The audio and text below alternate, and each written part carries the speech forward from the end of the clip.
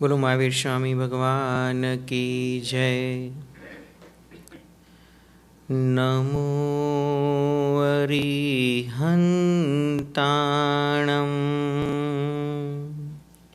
નમો સિદ્ધાણમ નમો આયરિયાણમ નમો ઉવજ્જાયાણમ નમો લોએ સવસાહુણમ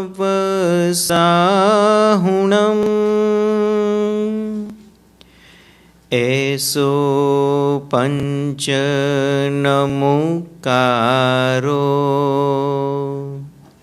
સવપાવપણાસણો મંગલાણં ચ સવેસી પઢમં હવૈ મંગલમ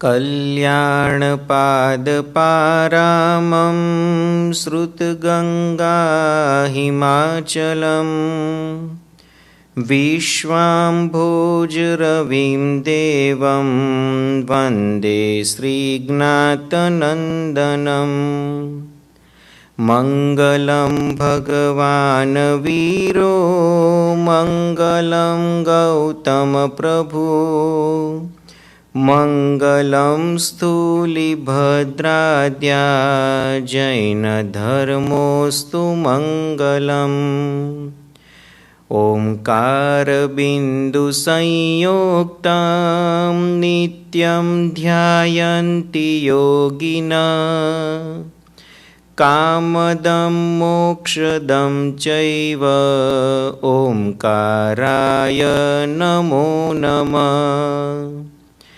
અજ્ઞાનતિમિરાંધાનાં જ્ઞાનાંજનશલાકયા નેત્રમ ઉન્મીલિतं યેન તસ્મૈ શ્રી ગુરુવે નમઃ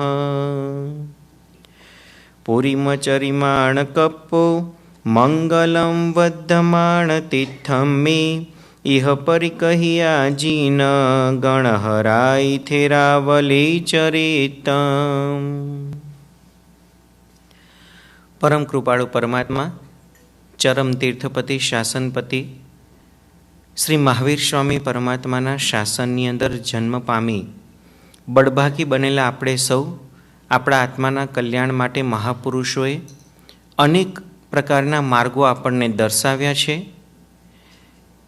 એમાં પણ સૌથી શ્રેષ્ઠ જેને કહી શકાય એવો આ પર્વાધિરાજ પર્યુષણનો અવસર અને એ પર્યુષણના પર્વને પામી અને આપણે શીઘ્રાતિશીઘ્ર કઈ રીતે મોક્ષગમન કરી શકીએ, કઈ રીતે આત્માનું શુદ્ધ સ્વરૂપ પ્રગટ કરી શકીએ, એવી વાતો આ કલ્પસૂત્રકાર ગ્રંથ ભગવંતોએ ખૂબ સુંદર રીતે આની અંદર રજૂઆત કરી છે। પ્રભુ મહાવીર દેવનું જીવન આપણને દરેક વાતની અંદર પ્રેરણા કરનારું છે। એમના જીવનના એક એક પ્રસંગો આપણા આત્માને જાગૃત કરનારા છે, આત્માને કંઈક બોધ આપનારા છે। વંદિતું સૂત્ર રોજ આપણે બોલીએ છીએ, એમાં બોલીએ છીએ ચિરસંચીય પાવપણાસણી ભવસય સહસ્સ મહણીએ 24 જીણ વિણિગય કહાઈ વોલંતુ મેદિયહા। અનાદિકાળના લાગેલા પાપના કચરાને દૂર કરવા માટે અને આ ભવભ્રમણનો અંત લાવવા માટે 24 તીર્થંકર ભગવંતના મુખકમળમાંથી નીકળતી વાણી અને એમના ચરિત્ર આપણા પાપોનો ક્ષય કરી પરમપદની પ્રાપ્તિ કરાવે। પ્રભુનું જીવન ચરિત્ર આપણને અનેક પ્રકારે બોધદાયક બની જાય। પરમાત્માનું ચ્યવન, પરમાત્માનો જન્મ અને પરમાત્માની દીક્ષા, આ ત્રણ પ્રસંગોને આપણે સારી રીતે જોયા। આ દરેક પ્રસંગોએ 14 રાજલોકના જીવો શાતા અનુભવે પ્રભુજી સ્વયં પોતાના હાથે પોતાના શરીર ઉપર રહેલા વસ્ત્ર અલંકારનો ત્યાગ કરે, પંચમુષ્ટિ લોચ કરે અને કરેમી સામાયમનો પાઠ ઉચરી સકળ શ્રી સંઘની સાક્ષીએ, સિદ્ધ ભગવંતોની સાક્ષીએ પોતે મહાવ્રતોને ગ્રહણ કરે છે. અને એ મહાવ્રતોને ગ્રહણ કર્યા બાદ પરમાત્મા હવે વિહાર કરે છે. એક દ્રષ્ટિ છેલ્લી દરેક ઉપર એમણે પ્રભુજીએ કરી લીધી. દરેકના હૃદયના ખૂણામાં ક્યાંક ને ક્યાંક પરમાત્મા પ્રત્યેનો રાગ છે, ક્યાંક ને ક્યાંક મોહના કારણે કોઈકને દુઃખ થઈ રહ્યું છે, પરંતુ પરમાત્મા વૈરાગ્ય ભાવથી મજબૂત હોવાથી એમને લેશ પણ કોઈ પ્રકારનું દુઃખ નથી અને ખૂબ જ સહજતાથી, ખૂબ જ સરળતાથી જેમ સાપ કાચળી ઉતારે એમ પરમાત્માએ આ સંસારનો ત્યાગ કર્યો. પ્રભુજી આ સંસારનો ત્યાગ કરે છે ત્યારે અંદર એમના આત્માની અંદર કંઈક અનેરો આનંદ પ્રગટેલો હતો. કારણ એમને હવે ધ્યાનમાં આવી ગયું કે હવે મારે ક્યારે પણ આ સંસાર જોડે જોડાવાનું નથી. પ્રભુજીનો આ અવતાર જ એવો હતો કે જે કોઈ ક્રિયા કરે એમના માટે સૌથી છેલ્લી, આખા ભવચક્રના પરિભ્રમણમાં સૌથી છેલ્લી ક્રિયા. દેવલોકમાંથી માતાના ગર્ભમાં પધાર્યા, ચ્યવન કલ્યાણ થયું, એ આ ભવચક્રનું અંતિમ ચ્યવન. હવે એમને ક્યારે પણ ચ્યવન પામવાનું નથી. માતાના ગર્ભમાંથી પ્રભુજીએ જન્મ લીધો, અંતિમ જન્મ. હવે ક્યારે પણ આ 84 લાખ યોનિમાં ફરીથી ક્યાંય જન્મવાનું નથી. પરમાત્માએ દીક્ષા ગ્રહણ કરી, દીક્ષા સ્નાન કર્યું. દીક્ષા સ્નાન એ પણ આખા ભવચક્રનું અંતિમ સ્નાન. હવે ક્યારે પણ પ્રભુજીને સ્નાન કરવાનો અવસર આવવાનો નથી. અને પરમાત્માએ સ્નેહીઓ, સંબંધીઓ સાથેની છેલ્લી અંતિમ જે રાગદશા હતી એ પણ તોડી, એ પણ છોડી. એ પણ હવે ક્યારે પણ કોઈની સાથે રાગભાવથી બંધાવાનું નથી. દ્વેષ ભાવ તો એમનો ત્રીજા ભાવમાં જ છૂટી ગયો છે, પણ ક્યાંક થોડાક અંશે રાગ મોજૂદ હોવાને કારણે હજી કેવળ જ્ઞાન એમનું અટકતું હતું. એ રાગ દશાનો પણ પરમાત્મા ત્યાગ કરે છે. વ્યવહારથી એમણે ત્યાગ કર્યો ને હવે નિશ્ચય દ્રષ્ટિથી રાગનો ત્યાગ કરવા માટે સાધનાના પંથે પ્રયાણ કરે છે. આપણે પણ જો ખરેખર સિદ્ધિઓ પ્રાપ્ત કરવી હશે તો ઘણું બધું છોડવું પડશે. સંસારના બંધનોમાં બંધાઈ અને જો કંઈક મેળવવા પ્રયત્ન કરીશું તો એ આપણા માટે ખરેખર ફળદાયક નહીં બને. સંસારનો ત્યાગ કરીશું તો જ આપણે સાચા અર્થમાં સિદ્ધિને પ્રાપ્ત કરી શકીશું. પ્રભુજીએ દીક્ષા લીધા બાદ વિહાર શરૂ કર્યો. પરમાત્માને દીક્ષાના અવસરે છેલ્લે સ્નાન કરાવી અને સુંદર મજાના વિલેપનો દ્વારા પરમાત્માના શરીરને સુગંધિત બનાવવામાં આવ્યું હતું. આમ તો એમ કહેવાય છે કે પ્રભુજીનો જન્મતાની સાથે અતિશય હોય કે એમનો શ્વાસોશ્વાસ પણ કમળ જેવો સુગંધિત હોય. એમના શરીરમાં મેલ પરસેવો ક્યારે પણ થાય નહીં. પરમાત્માનું શરીર જ એટલું બધું પવિત્ર અને સુગંધીદાર હોય કે ક્યારે પણ એમાં અશુચિ લાગે જ નહીં. છતાં એમના સ્નેહીઓ, એમના મિત્રો, દેવતાઓ ભેગા થઈને પરમાત્માના આખા શરીર ઉપર એવા સુગંધીદાર પદાર્થોનું વિલેપન કરેલું હતું. હવે જ્યારે પ્રભુજી દીક્ષા લઈને વિહાર કરે છે, શરીર ઉપર સંસારના કોઈ પણ વસ્ત્ર નથી, માત્ર એક દેવદૂષીય વસ્ત્ર ધારણ કરેલું છે. અને વિહાર કરતાં કરતાં પહેલી જ રાત્રિએ પરમાત્મા કાૌશક ધ્યાનમાં ઊભા છે.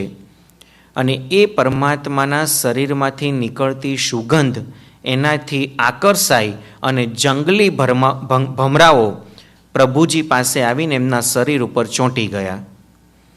જેમ ફૂલોમાંથી રસ ચૂસે એમ ભમરાને થયું કે આમાંથી અમને રસ મળશે, એટલે પ્રભુજીના શરીરને ડંખ દેવા માંડ્યા. અહીંયા કલ્પસૂત્રકાર ભગવંત વિચાર કરે છે, પોતાની મતિથી અંદર સમજણ મૂકેલી છે કે પ્રભુજીએ દીક્ષા લીધીને પહેલા દિવસથી ઉપસર્ગો શરૂ થયા. કર્મ પણ છે ને કોઈ હિસાબ છોડતું નથી. જેવી રીતે આપણને ખબર પડે કે આ પેઢી બહુ મજબૂત છે અને આપણે જો એની અંદર ડિપોઝિટ કરીએ તો સારામાં સારું આપણને વ્યાજ વગેરે મળે એમ છે, તો આપણી પાસે જે એક્સેસ હોય બધું એમાં જમા કરાવીએ. ઘણા વખત સુધી એમાંથી આપણને વ્યાજ વગેરે વ્યવસ્થિત રીતે મળે છે, પરંતુ ખબર પડે કે હવે આ પેઢી બંધ થવાની છે, ખબર પડે કે હવે આ પેઢી ઉઠી જવાની છે, આપણે શું કરીએ? આપણે રહેવા દઈએ, મૂડી અંદર હિસાબ માંગીએ ને કે ભાઈ મારા જે કંઈ છે મને આપી દો, મારે જરૂર છે. પેલા કે પણ આટલા વર્ષો તે રહેવા દીધા, હવે શું જરૂર પડી એટલું? ના, મારે લગ્ન પ્રસંગ આવે છે, બર્થડે ઉજવવાની છે, મારે ઇન્ડિયા જવું છે, પૈસાની જરૂર છે. ગમે તે બહાનું બતાવી આપણને ખબર છે કે એ પૈસા મારે બીજે જ ક્યાંક ઇન્વેસ્ટ કરવાના છે, પણ ખબર પડી ગઈ કે હવે આ પેઢી નબળી પડી છે, એટલે તરત આપણે એનો હિસાબ ક્લિયર કરીએ. એમ અત્યાર સુધી અનાદિકાળના સંસાર પરિભ્રમણની અંદર કર્મ સત્તાએ પરમાત્માના આત્મા ઉપર એટલું બધું જોર જમાવેલું હતું, એવા ચોંટીને રહેલા હતા. એને ખબર હતી કે આ ક્યાંય જવાનું નથી, એની પાસેથી આપણે વ્યાજ મેળવ્યા જ કરવાનું છે. પણ હવે જ્યારે પરમાત્માએ સાધનાના પંથે ડગ માંડ્યો, સંસારનો વાસ એમણે છોડી દીધો, એટલે હવે કર્મ સત્તાને પણ થયું કે નક્કી હવે આ આત્મા મોક્ષે જાય પહેલાં આપણો હિસાબ ચૂકતે કરી દો. પરમાત્મા 30 વર્ષ સુધી ઘરમાં રહ્યા, એક મચ્છર એમને ડંખ મારવા આવ્યું નથી. અને જેવી દીક્ષા જીવનની શરૂઆત કરી અને પહેલા જ દિવસથી જે ઉપસર્ગો એમના પર પ્રભુજી ઉપર તૂટી પડ્યા, જે કર્મોએ પોતાની મૂડીની સાથે વ્યાજ અને ચક્રવૃદ્ધિ વ્યાજ ખેંચવાની શરૂઆત કરી, પણ પરમાત્મા પણ સજ્જનના શિરોમણી હતા. એ કોઈના પૈસા ડૂબાડીને પેઢી ઉઠાડે એવું બનવાનું નહોતું. એમને પણ ખબર હતી કે મારે મોક્ષ તરફ જવું છે, તો અત્યાર સુધી જેનું જેવું દેવું મારી માથે છે એ બધાને હું વ્યાજ સાથે ચૂકવી દઉં. ચૂકવી દઉં એટલું નહીં, પ્રેમથી હસતા મુખે ચૂકવી દઉં. અને એટલે જ આપણે આ પરમાત્માના સાધનાના પ્રસંગોમાં જોઈ શકીએ છીએ કે જે વ્યક્તિઓ જે વસ્તુઓ પરમાત્માને ઉપદ્રવ કરવા આવી, તકલીફ આપવા માટે આવી, પરમાત્માએ હસતા મુખે શાંત ચિત્તે સમતા ધારણ કરીને બધાનું દેવું ચૂકતે કર્યું છે. જંગલી ભમરાઓ શરીરમાં એટલા બધા ડંખ મારે છે, પરમાત્માના શરીરમાંથી લોહીની ધારા નીકળવા માંડે છે, છતાં પ્રભુજી નિશ્ચલ છે, શાંત અને સ્વસ્થ ચિત્તે એ ઉપસર્ગોને સહન કરે છે. આખી રાત ઉપસર્ગોને સહન કર્યા. ગોવાળિયાએ પણ આવીને પરમાત્માની પાસે ઉપસર્ગ કર્યો, પોતાના બળદ સાચવવા આપી ગયો હતો. જંગલમાં ફરીને પાછો આવ્યો, બળદ હતા નહીં. બધે પાછો ગોતવા માટે ગયો, આખી રાત બળદને ગોત્યા, પણ એને બળદ ક્યાંય મળ્યા નહીં. સવારે પાછો પ્રભુજી પાસે આવ્યો તો બળદ પરમાત્માની પાસે જ બેઠેલા હતા. ગોવાળિયાને થયું કે આને ખબર હતી કે મારા બળદ ક્યાં છે, તો પણ મને કીધું નહીં, અને આખી રાત મહેનત કરાવી. એટલે બળદને બાંધવાનું જે દોરડું હોય એ દોરડું લઈને ભગવાનને મારવા માટે ગયો. ત્યાં જ ઇન્દ્ર મહારાજા દેવલોકમાં વિચાર કરે છે કે પરમાત્માએ કાલે દીક્ષા લીધી છે, આજે પરમાત્મા ક્યાં છે ને શું કરી રહ્યા છે. ઉપયોગમાં દેખાયું કે ગોવાળિયો મારવા તૈયાર થયો છે. બીજી જ સેકન્ડે ઇન્દ્ર મહારાજા આવી ગયા, ગોવાળિયાને પાછો વાળે છે કે તું કોને મારે છે. ઉપદેશ આપે છે, સમજાવે છે, ગોવાળિયાને દૂર કરે છે અને પરમાત્માને વિનંતી કરે છે કે ભગવંત, મારે મારા અવધિ જ્ઞાનમાં એવું દેખાય છે કે તમારી સાધના કાળમાં તમને ઘણા બધા ઉપસર્ગો આવવાના છે, તમારે ઘણું બધું સહન કરવું પડશે. પરમાત્મન, આપ મને આજ્ઞા કરો, હું તમારી સેવામાં રોકાઈ જાઉં અને જે કોઈ ઉપસર્ગો આવે એને દૂર કરું.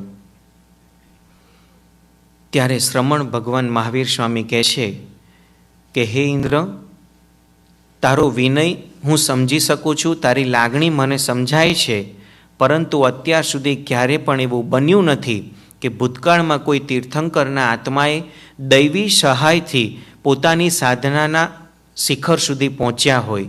એટલે કોઈની સહાયથી પોતે સાધના કરીને આગળ વધ્યા હોય એવું ભૂતકાળમાં ક્યારેય બન્યું નથી ને ભવિષ્યમાં બનવાનું નથી.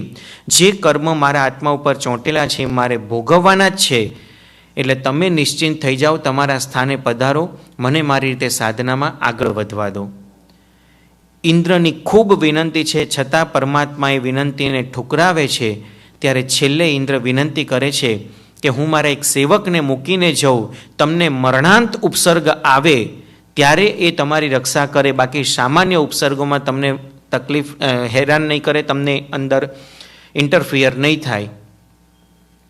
પરમાત્મા તો કંઈ બોલતા નથી અને ઇન્દ્ર મહારાજાએ પરમાત્માનો જ સંસારિક માસીનો દીકરો ભાઈ એવો સિદ્ધાર્થ, જે મરીને વ્યંતર નિકાયમાં દેવ થયો હતો, એને આજ્ઞા કરી કે તારે પરમાત્માની સાથે ને સાથે રહેવાનું અને કોઈ પણ મરણાંત ઉપસર્ગ પરમાત્મા ઉપર કરવા આવે તો એને તારે પાછું ઠેલવાનું.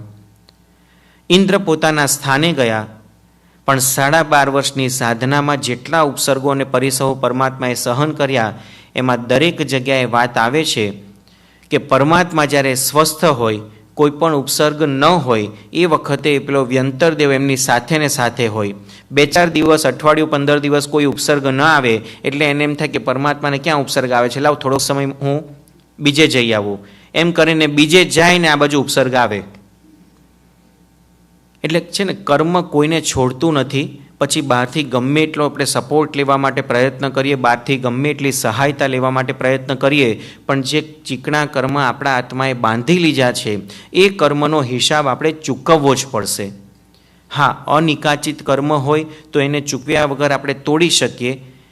કર્મગ્રંથની અંદર ઘણી બધી આની વાતો આવે છે, પણ કહેવાનો ભાવાર્થ એ છે કે જે નિકાચિત કર્મ આત્માએ બાંધેલા હોય એ અવશ્ય મેં ભોગવવા જ પડે, અને એ ભોગવ્યા વગર આપણે એ કર્મમાંથી મુક્ત થઈ શકીએ જ નહીં. તો પરમાત્માએ પણ પોતાના જ્ઞાન દ્વારા જોયું કે મને ઘણા બધા ઉપસર્ગો આવવાના છે, ઘણા બધા પરિસહોને મારે સહન કરવાના છે, તો એ ક્ષમતાથી સહન કરવાના. એક પછી એક પ્રભુજી ઉપર ઉપસર્ગોની ઝડી વરસી છે.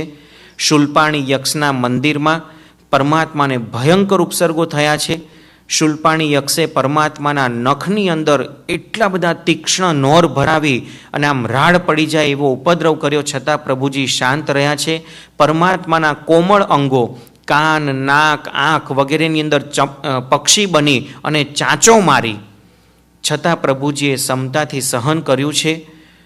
કટપૂતના વ્યંત્રી માગસર મહિનાની કડકડતી ઠંડીમાં જો ખુલ્લામાં બહાર ઊભા રહીએ તો આપણા હાડ થીજી જાય એવી ઠંડીમાં પરમાત્મા જ્યારે કૌશક ધ્યાને ઊભા છે, ત્યારે પૂર્વ ભવના વેરને સંભાળી 18મા ભવમાં જ્યારે પરમાત્મા ત્રિપુષ્ટ વાસુદેવ હતા ત્યારે એમની પત્ની હતી, પણ અણમાનીતી હતી.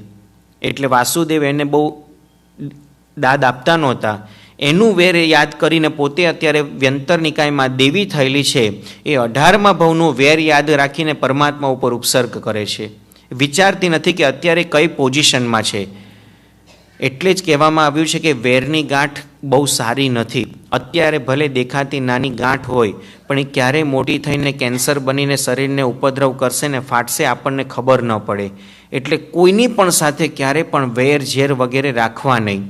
જો કદાચ એ ગાંઠ બંધાઈ ગઈ હોય ને વેરની ગાંઠ એમને એમ રહી ગઈ અને 1 વર્ષ કરતાં વધારે સમય પસાર થઈ ગયો, તો નક્કી માની લેજો અણુબોમ્બની જેમ ક્યારેક ફાટવાની છે, અને એ વખતે આપણાથી સહન પણ નહીં થાય એ પરિસ્થિતિ આવીને ઊભી રહેવાની છે. એટલે ખાસ પરમાત્માના પ્રસંગો પરથી આપણને આ બધો બોધ મળે છે. કટપૂતના વ્યંત્રી માગસર મહિનાની કડકડતી ઠંડીમાં પરમાત્મા સ્વસ્થ ચિત્તે, શાંત ચિત્તે, માત્ર શરીર ઉપર કોઈ પણ પ્રકારના વસ્ત્રને ધારણ કર્યા વગર એક ઝાડની નીચે જ્યારે કૌશક ધ્યાને ઊભા છે, ત્યારે કટપૂતના વ્યંત્રી ઠંડો વરસાદ વરસાવે છે. એક તો બહારની પરિસ્થિતિ ઠંડી છે, વાતાવરણ ઠંડુ છે, શરીર ઉપર એક પણ પ્રકારનું વસ્ત્ર નથી. એવા સમયે ઠંડો વરસાદ વરસાવીને એટલું બધું વાતાવરણ ઠંડુ બનાવી દે છે કે જાણે સામાન્ય વ્યક્તિ ત્યાંને ત્યાં થીજી જાય. છતાં પરમાત્મા એને પણ સમતાથી સહન કરે છે. પ્રભુજી અનાર્ય દેશમાં સામે ચાલીને ગયા છે. એમને એમ લાગ્યું કે આ આર્ય ભૂમિની અંદર હું જો સાધના કરીશ તો ઘણા બધા મને ઓળખતા હશે અને એના કારણે મને ક્યાંક ને ક્યાંક સહાયતા મળતી જશે, તો મારા આત્મા ઉપર લાગેલા જેટલા ચીકણા કર્મ છે જલ્દી નહીં ખપે. તો એના માટે સામે ચાલી કે હું અનાર્ય ભૂમિમાં જાઉં જ્યાં કોઈ મને ઓળખતા ન હોય, તો વધારે જો ઉપસર્ગો આવે તો વધારે મારા કર્મ ખપી જાય. સામે ચાલીને અનાર્ય ભૂમિમાં ગયા. ત્યાં આગળ બધા જે જંગલી વ્યક્તિઓ હતા એને એમ લાગ્યું કે આ કોઈક નવો વ્યક્તિ આવ્યો લાગે છે, આપણા સ્થાનમાં અડ્ડો જમાવી દેશે, એટલે ચોર, લૂંટારો, ડાકુ માનીને પથરા મારવા માંડ્યા. છતાં પરમાત્માએ સમતાથી સહન કર્યું. પોતે કોઈક જંગલની અંદર કાવશક ધ્યાને ઊભા રહી ગયા. ત્યાં રહેલા વ્યક્તિઓએ રાત્રે ઠંડીમાંથી બચવા માટે તાપણું કર્યું હશે, પછી તાપણું એમને મૂકીને જતા રહ્યા અને તાપણાનો અગ્નિ ધીમે ધીમે ધીમે ધીમે ઘાસથી બળતો બળતો પરમાત્માના પગ સુધી આવી ગયો. પરમાત્માના પગ બળવા માંડ્યા.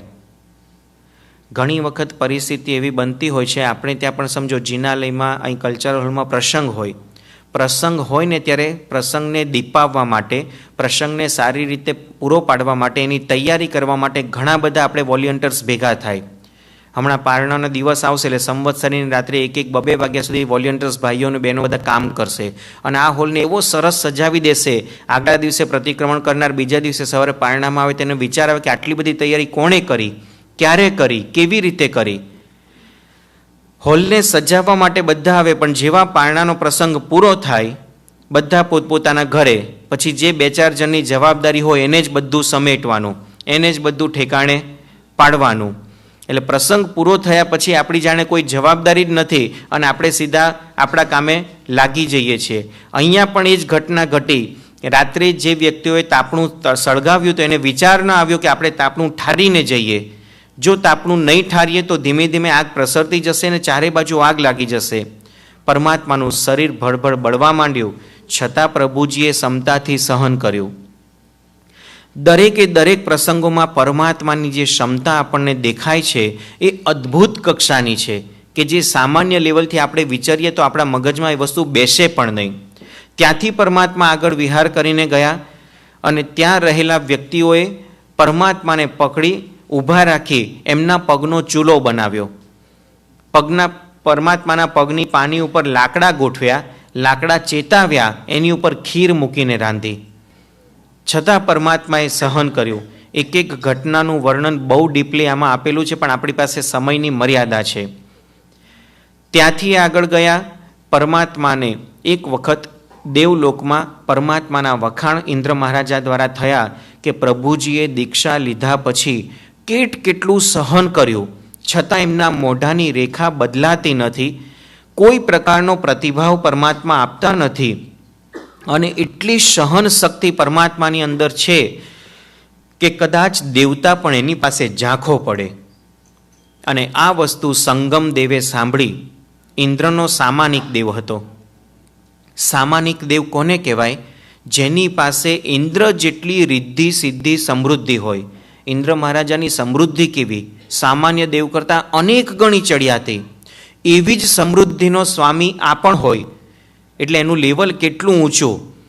ખાલી ઇન્દ્ર મહારાજા પાસે સત્તા છે, પદવી છે, એમ એ સામાનિક દેવ જે સંગમ દેવ છે એની પાસે ખાલી સત્તા જ નથી, બાકી ઇન્દ્ર જેટલી સમૃદ્ધિનો સ્વામી છે એને સામાનિક દેવ કહેવાય.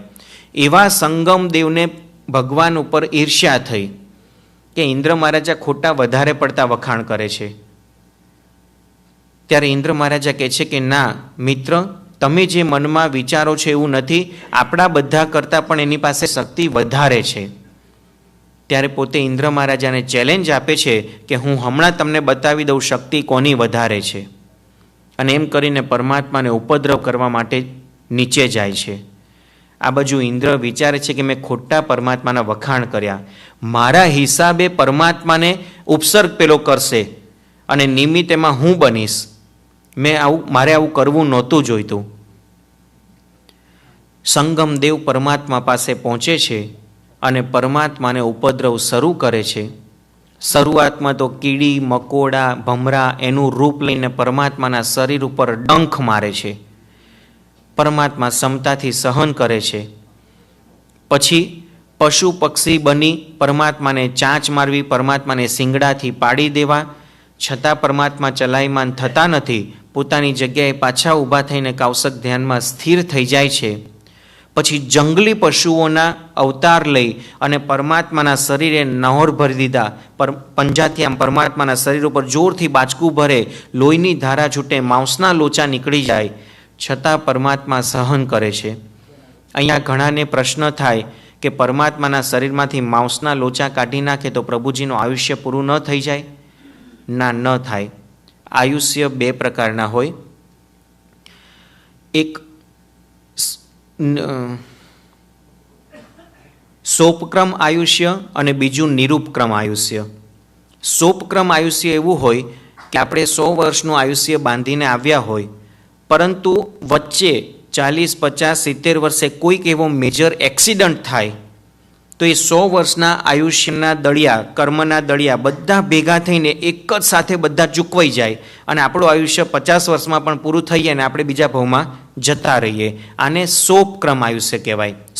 ઉપક્રમ, ઉપક્રમ એટલે એક્સિડન્ટ, એટલે એક્સિડન્ટ થાય તો આયુષ્ય પૂરું થઈ જાય, એને સોપક્રમ આયુષ્ય કહેવાય. અને બીજા નંબરે આવે નિરૂપક્રમ આયુષ્ય.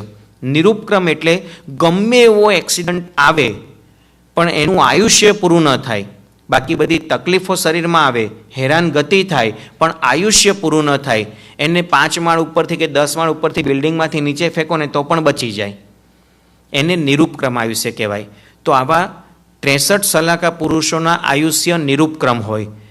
તે જ ભવમાં જે મોક્ષે જનાર આત્મા હોય એના આયુષ્ય નિરૂપક્રમ હોય. તો એવા નિરૂપક્રમી આયુષ્યવાળા પ્રભુજી હતા. અને એટલા માટે એ પરમાત્માને ગમે એવા ઉપસર્ગો આવે, મરણાંત કષ્ટ આવી જાય, છતાં એમનું આયુષ્ય પૂરું થાય નહીં. તો આ પ્રભુજીને વાઘ અને સિંહ બનીને ફાડી ખાધા, પગમાંથી માંસના લોચા બહાર નીકળી ગયા, છતાં પરમાત્મા નિશ્ચલ રહ્યા. પછી ચારે બાજુ વંટોળીઓ ફૂંકી અને એટલી બધી ધૂળ ઉડાડી કે શ્વાસ લેવાની પણ તકલીફ પડે. શ્વાસની અંદર પણ ધૂળ ભરાઈ જાય, નાક, આંખ, કાન બધું ધૂળથી ભરાઈ જાય, છતાં પરમાત્મા નિશ્ચલ રહ્યા. તાવ કાયમ ઠાણેણમ મોણેણમ જાણેણમ અપ્પાણમ. આપણને કાવસક આવી રીતે કરવાનું કીધું છે. કરીએ છીએ ને આપણે બધા કાવસક. આપણને તો ધૂળના વાયરા વાતા નથી. તમારા પુણ્યના પ્રતાપે આ ભૂમિમાં માખી અને મચ્છરના ઉપદ્રવ પણ નથી, તો પણ આપણે શરીરને સ્થિર રાખી શકતા.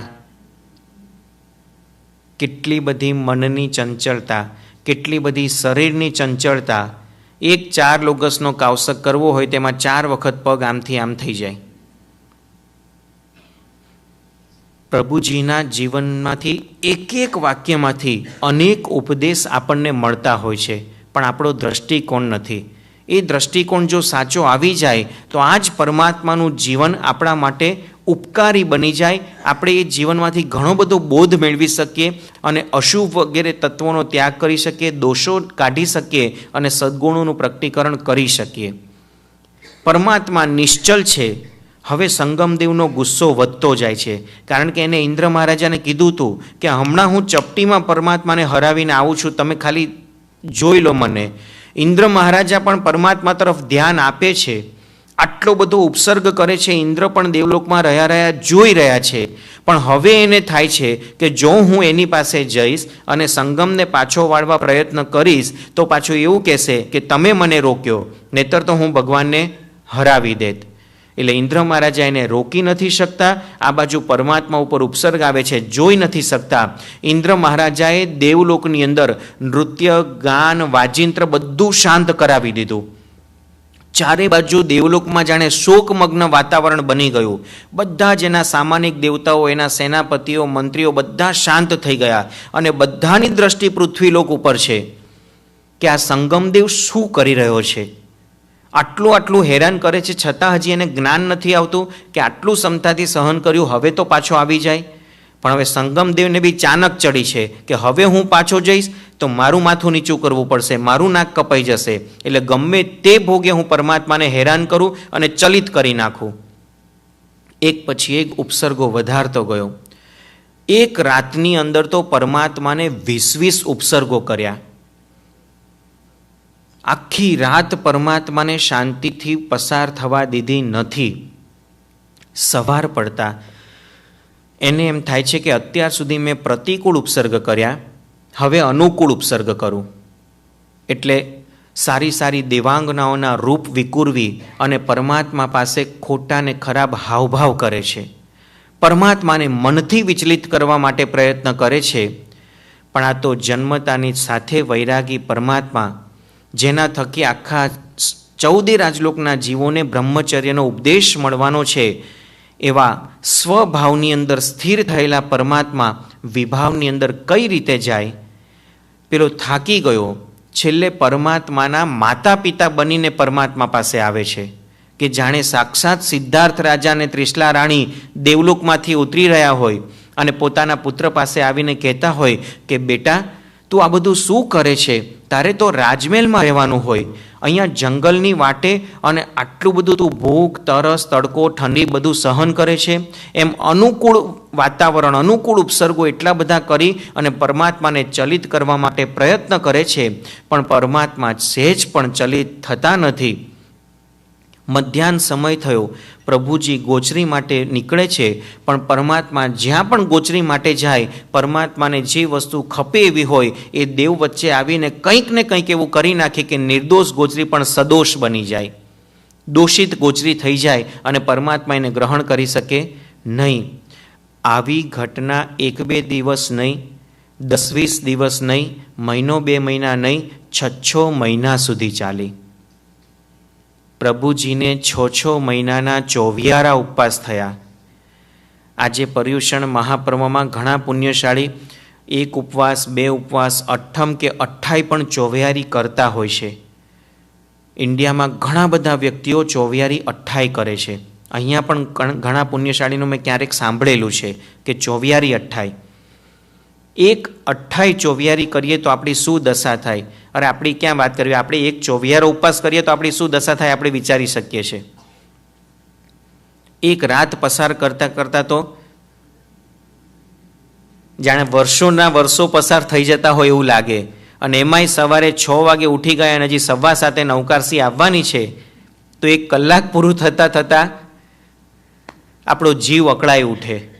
તો પ્રભુજીને 6 મહિના સુધી પાણીનું ટીપું પણ ન મળે એ રીતે આ સંગમે હેરાન કરવા માટે પ્રયત્ન કર્યો, છતાં પરમાત્મા નિશ્ચલ છે.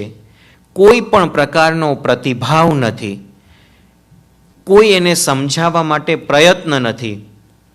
બસ મારા કર્મ છે, મારે ભોગવવાના છે, આ તો મારો ઉપકારી છે કે મારા કર્મ ખપાવવામાં મને હેલ્પ કરે છે. આપણને કોઈ હેરાન કરે તો આપણને ઉપકારી દેખાય ને? કોઈ આપણને આવીને ખરાબ શબ્દ બોલી જાય, કોઈ આપણું ઇન્સલ્ટ કરી જાય, સમાજ વચ્ચે કદાચ આપણું ઘસાતું દેખાય એવું કોઈ બોલી જાય તો આપણને ઉપકારી દેખાય કે મનમાં ગાંઠ વાળીએ કે મારોય વારો આવવા દો? દ્રષ્ટિકોણ ખાલી બદલવાની જરૂર છે. બાહ્ય પરિસ્થિતિને બદલવાની શક્તિ આપણા હાથમાં નથી. કર્મ જ્યારે ઉદયમાં આવે ત્યારે કેટલું દુઃખ આપશે, કેટલા પ્રમાણમાં આપશે, કેટલા સમય સુધી આપશે, આપણે એને રોકી શકતા નથી. માત્ર એ વખતે આપણી સમજણ ફેરવી દેવાની જરૂર છે કે કંઈ નહીં, કર્મજન્ય પરિસ્થિતિ આ ઊભી થઈ ગઈ છે. મેં જેવા કોઈ ભૂતકાળમાં બાંધ્યા હશે, બાંધ્યા ત્યારે વિચાર આવ્યો નહોતો, અત્યારે પણ બાંધીએ છીએ ત્યારે વિચાર આવે છે કે જ્યારે આ સહન કરવાનું આવશે ત્યારે હું કેવી રીતે સહન કરીશ. બિંદાસ બનીને રેસ્ટોરન્ટોમાં જઈએ છીએ, બિંદાસ બનીને પુલોની અંદર સ્વિમિંગ લેવા માટે જઈએ છીએ, સમુદ્રની અંદર ફરવા માટે જઈએ છીએ, ત્યારે આપણને સહેજ પણ વિચાર આવતો નથી કે આ બધા પાપ હું જે કરી રહ્યો છું એ જ્યારે આવશે ઉદયમાં ત્યારે હું કઈ રીતે સહન કરી શકીશ. હસતા જે બાંધ્યા કર્મ, રડતા પણ નવી છૂટે રે. બંધ સમયે જીવ ચેતીએ, ઉદયે સો સંતાપ. જ્યારે કર્મ ઉદયમાં આવે ત્યારે શું સંતાપ કરવાનો? બાંધતી વખતે જ ચેતી જવું જોઈએ કે હું આ ખોટું ને ખરાબ કરી રહ્યો છું, એના કારણે મારાથી ખરાબ કર્મ બંધાઈ જ રહ્યા છે. એ જ્યારે ઉદયમાં આવશે ત્યારે મારી ભયંકર હાલત હશે, એ આપણો વિચાર નથી આવતો. પરમાત્માનું વિઝન આટલું જ છે. બહારની કોઈ વ્યક્તિ, બહારની કોઈ વસ્તુ, કોઈ પણ પ્રકારની પરિસ્થિતિ મને ક્યારે પણ હેરાન કરી શકે એવી કોઈની તાકાત જ નથી. માત્ર મારા જ કર્મ એવા છે કે જેના કારણે મને આટલો ઉપદ્રવ થાય છે. કેમ જંગલમાં આટલા બધા માણસો છે એને ઉપદ્રવ નથી થતો ને મને કેમ થાય છે? સંઘની અંદર આટલા બધા પુણ્યશાળી બેઠા છે, બધાનું બહુમાન થાય ને મારું જ કેમ ઇન્સલ્ટ થાય છે? હું સંઘ માટે આટલું કામ કરું, આટલું ઘસાઈ જાઉં, આટલી બધી મહેનત કરું, સવારથી સાંજ સુધી આટલો સમય આપું, તોય અમારી કોઈ વેલ્યુ જ નહીં. અને કોઈ આવીને ખાલી 2 શબ્દ સારા બોલી ગયું કે ખાલી આવીને 2 કામ સારા કરી ગયું, એની વાહવા થાય. આવું કેમ થાય છે? આટલી જ સમજણ કેળવવાની જરૂર છે કે ભૂતકાળમાં મેં કોઈના એટલા બધા ઇન્સલ્ટ કર્યા હશે, જ્યાં ને ત્યાં કોઈકના અપમાન એટલા બધા કર્યા હશે, એના કારણે મેં અપયશ નામકર્મ બાંધ્યું છે અને એ અપયશ નામકર્મ અત્યારે ઉદયમાં છે, તો મને જસ મળતો. બસ એક આટલી જો સમજણ આવી જાય ને તોય આપણું કલ્યાણ થઈ જાય. 6 મહિના સુધી પરમાત્મા ઉપર સંગમદેવ ઉપસર્ગ કરે છે. પ્રભુજી શાંત છે, પ્રશાંત છે, નિશ્ચલ છે. છેલ્લે સંગમદેવ થાકે છે, સંગમદેવ હારે છે અને હવે પોતાની છેલ્લી શક્તિ કામે લગાડવા તૈયાર થયો છે. અત્યાર સુધી પરમાત્માને હેરાન કરવા, પરેશાન કરવા અને ચલિત કરી દેવા એ એની મનોવૃત્તિ હતી. હવે મનોવૃત્તિએ પલટો લીધો. હવે પરમાત્માને મારી નાખવા સુધીના વિચાર આવ્યા અને એ માટે હવે મહેનત કરવા તૈયાર થયો. ધર્મની અંદર 4 પ્રકારના ધ્યાન બતાવ્યા છે: આર્ત ધ્યાન, રૌદ્ર ધ્યાન, ધર્મ ધ્યાન, શુક્લ ધ્યાન. ધર્મ ધ્યાન અને શુક્લ ધ્યાન સારા છે. ધર્મ ધ્યાનના માધ્યમે શુક્લ ધ્યાન સુધી પહોંચી શકાય, પણ આર્ત્ર ધ્યાન અને રૌદ્ર ધ્યાન બહુ જ ખરાબ છે. કોઈના પણ પ્રત્યે સહેજ પણ દ્વેષ ભાવ, સહેજ પણ ઈર્ષ્યા ભાવ, વેર ભાવ, નિંદા ટીકાના ભાવ એ આર્ત ધ્યાન છે. પણ જો એ આર્ત ધ્યાનને કંટ્રોલ કરવામાં ન આવે તો એ ક્યારે રૌદ્ર ધ્યાનમાં પરિણામ પામી જશે આપણને ખબર પડતી નથી અને આપણે એ તરફ એટલા ઝડપથી ખેંચાઈ જઈએ છીએ અને રૌદ્ર ધ્યાનના પરિણામે આપણી દુર્ગતિ વગેરે નરક ગતિમાં પહોંચી જઈએ છીએ. સંગમે અત્યાર સુધી હેરાન કર્યા, પરમાત્મા નિશ્ચલ રહ્યા, છતાં વિચારતો નથી કે 6 મહિના હેરાન કર્યા છે અને પરમાત્મા નિશ્ચલ છે, તો હું હવે શરણાગતિ સ્વીકારી લઉં, હું મારી હાર કબૂલ કરી લઉં. એ ભાવ નથી થતા. પણ હવે એનું આર્ત્ર ધ્યાન રૌદ્ર ધ્યાનમાં પરિણમે છે અને પોતે મોટું એક ચક્ર વિકુરવે છે. મોટું ચક્ર વિકુરવી અને પોતાની દૈવી શક્તિથી પૂરેપૂરું પરમાત્મા તરફ ફેંકે છે. ચક્રનો ભાર એટલો બધો હતો કે એક સાથે હજારોને મારી નાખે. પરમાત્મા તરફ ચક્ર જાય છે. પરમાત્મા નિશ્ચલ છે, એમને કોઈ એવો દ્રષ્ટિભાવ નથી, કોઈ મનમાં એક ખૂણામાં પણ વિચાર નથી કે આ મને હજી હેરાન કરે છે, પરેશાન કરે છે. પોતે પોતાની આત્મસાધનામાં મસ્ત છે અને પ્રભુજીના માથે ચક્ર અથડાય છે. ચક્રનો ભાર એટલો બધો હતો, ચક્રનું જોર એટલું બધું હતું, એ ચક્રના જોરના પ્રભાવે પ્રભુજી જમીનમાં ખૂંપી ગયા. કેડ સુધીના પગ જમીનમાં જતા રહ્યા. કેટલો જોરથી માથામાં એને ફટકો પડ્યો હશે. મેં 2 દિવસ પહેલાં પણ ઉદાહરણ આપ્યું હતું કે એક ખીલ્લીને આપણે લાકડામાં ખાલી ઠોકવી હોય તો ખીલ્લી ઉપર કેટલા જોરથી હથોડીનો પ્રહાર કરવો પડે. આટલી બધી છેલ્લી કક્ષાની, છેલ્લે હદ સુધીની સંગમદેવે મહેનત કરી કે પરમાત્મા વિચલિત થઈ જાય, પણ છતાં પરમાત્માએ આ ભારને પણ સમતાથી સહન કર્યો અને પોતે ફરી પાછા જમીનમાંથી નીકળી અને બહાર ઊભા રહીને એ જ કૌશક ધ્યાનમાં સ્થિર થયા. હવે સંગમ હાર્યો, હવે સંગમ થાક્યો. એણે જોયું કે મારી દૈવી શક્તિનો છેલ્લામાં છેલ્લો મેં ઉપયોગ કર્યો, છતાં હવે પરમાત્માને ચલાયમાન નથી કરી શક્યો. એટલે હવે દેવલોક તરફ નીચી મુંડી કરીને પાછો વળે છે. 6 મહિનાથી દેવલોકમાં ગીત, ગાન, વાજિંત્ર વગેરે બધું બંધ છે. બધા દેવતાઓની દ્રષ્ટિ સંગમ અને પ્રભુજી ઉપર છે. ઇન્દ્ર મહારાજા અંદર ને અંદર રડી રહ્યા છે. નથી હું પરિસ્થિતિને અટકાવી શકતો, નથી હું પ્રભુજીને કંઈ સમજાવી શકતો, નથી હું સંગમને કંઈ સમજાવી શકતો અને મારા નિમિત્તે પરમાત્માને કેટલું સહન કરવાનું આવ્યું. સંગમદેવ પાછો જાય છે ને એ વખતે પરમાત્માની દ્રષ્ટિ સંગમ ઉપર પડે છે અને પરમાત્માની આંખમાં કરુણાના આંસુ આવી જાય છે. પરમાત્મા એમ વિચારે છે કે મારી નજીકમાં આવનાર, મારી સમીપમાં રહેનાર કોઈ પણ પશુ પક્ષી કે કોઈ પણ માનવ હોય એ હંમેશા કંઈક સારું પામીને જાય, કંઈક લઈને જાય સારું, કંઈક તરીને જાય.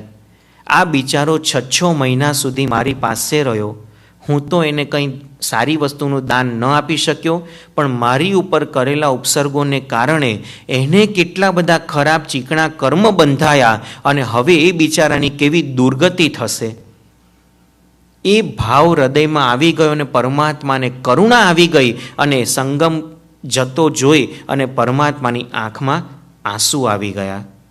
કલિકાલ સર્વજ્ઞ હેમચંદ્રાચાર્ય મહારાજાએ પરમાત્માની સ્તુતિ કરતા કીધું છે, કૃતા પરાધે પીજને કૃપા મંથર તારયો ઈસદ બાષ્પાર્દ્રયોર્ભદ્રમ શ્રી વીર જીન નેત્રયો.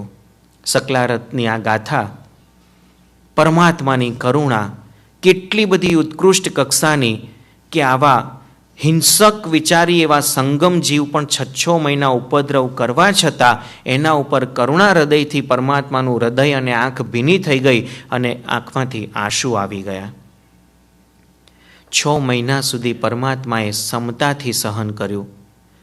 આપણે ધર્મ કરવામાં સહેજ પણ જો સહન શક્તિ નહીં જાળવીએ, દરેક વાતમાં નાની મોટી વાતમાં વિચલિત થઈ જઈશું, આપણું શું થશે? શરીરની સુખાકારી થાય એ પ્રમાણે જ ધર્મ કરવાની માન્યતા આપણા બધાની મેન્ટાલિટી થઈ ગઈ છે. શરીરને સહેજ પણ કષ્ટ આપવાનું નહીં, બસ શરીરને જે પ્રમાણે સારી રીતે સાતારે એટલો જ ધર્મ કરવાનો. પ્રવચન સાંભળતા સાંભળતા અડધો કલાક ને કલાક થઈને કેડ દુખી જાય તો ઊભા થઈને 2 આંટા, પ્રતિક્રમણ કરતાં કરતાં 3 ખમાસણા દીધા ને ઘૂંટણ દુખવા આવી ગયા એટલે પછી કેવી રીતે મોક્ષ થશે? ખાલી એટલો વિચાર કરો, પરમાત્મા તદ્ભવ મોક્ષગામી આત્મા, જન્મતાની સાથે જ્ઞાનના પ્રભાવે જાણનાર આત્મા કે મારો આ જ ભવે મોક્ષ નિશ્ચિત છે, કેટલું સહન કર્યું, કેવું સહન કર્યું, કઈ લિમિટ સુધીનું સહન કર્યું. આપણે ભલે એ લિમિટ સુધી પહોંચી ન શકીએ પણ કંઈક અંશ તો અપનાવી શકીએ કે નહીં? થોડોક સમય માટે કદાચ ગરમી લાગે અને આકળ વિકળ થઈ જઈએ, જલ્દી એસી ચાલુ કરો, જલ્દી પંખા ચાલુ કરો, બારી બારણા ખોલી નાખો, આટલું પણ જો સહન નથી થતું તો હું અને તમે આમને આમ વાતો કરતાં કરતાં મોક્ષે પહોંચી જઈશું, લાગે છે? જ્યારે જ્યારે પણ સાધના કરવી હશે, કષ્ટોને સહન કરવા જ પડશે. જ્યારે જ્યારે પણ સાચા માર્ગે પ્રયાણ કરવું હશે, વિઘ્નો આવવાના જ છે એમ સમજીને જ એ માર્ગે પગ મૂકવાનો છે. દીક્ષા એ તો તલવારની ધાર ઉપર ચાલવા જેવી વસ્તુ છે. સામાન્ય વ્યક્તિનું એ કામ નથી. મહાવીર જે હોય એ આ માર્ગે જઈ શકે. મહાન પુણ્યશાળી આત્મા હોય જેની અંદર સહન શક્તિ જોરદાર હોય, એને શત્રુઓ પ્રત્યે વેરભાવ ન હોય પણ શત્રુઓ ઊભા કરનાર કર્મ પ્રત્યેનો વેરભાવ હોય કે હવે હું મારા અંદરના શત્રુઓને કેવી રીતે ખતમ કરું, કેવી રીતે અંદર રહેલા કર્મરૂપી શત્રુનો નાશ કરું, એના માટેનો પુરુષાર્થ હોય. શત્રુને ખતમ કરવાની વાત નથી, શત્રુતાને ખતમ કરવાની વાત છે. ક્ષમા વીરસ્ય ભૂષણમ.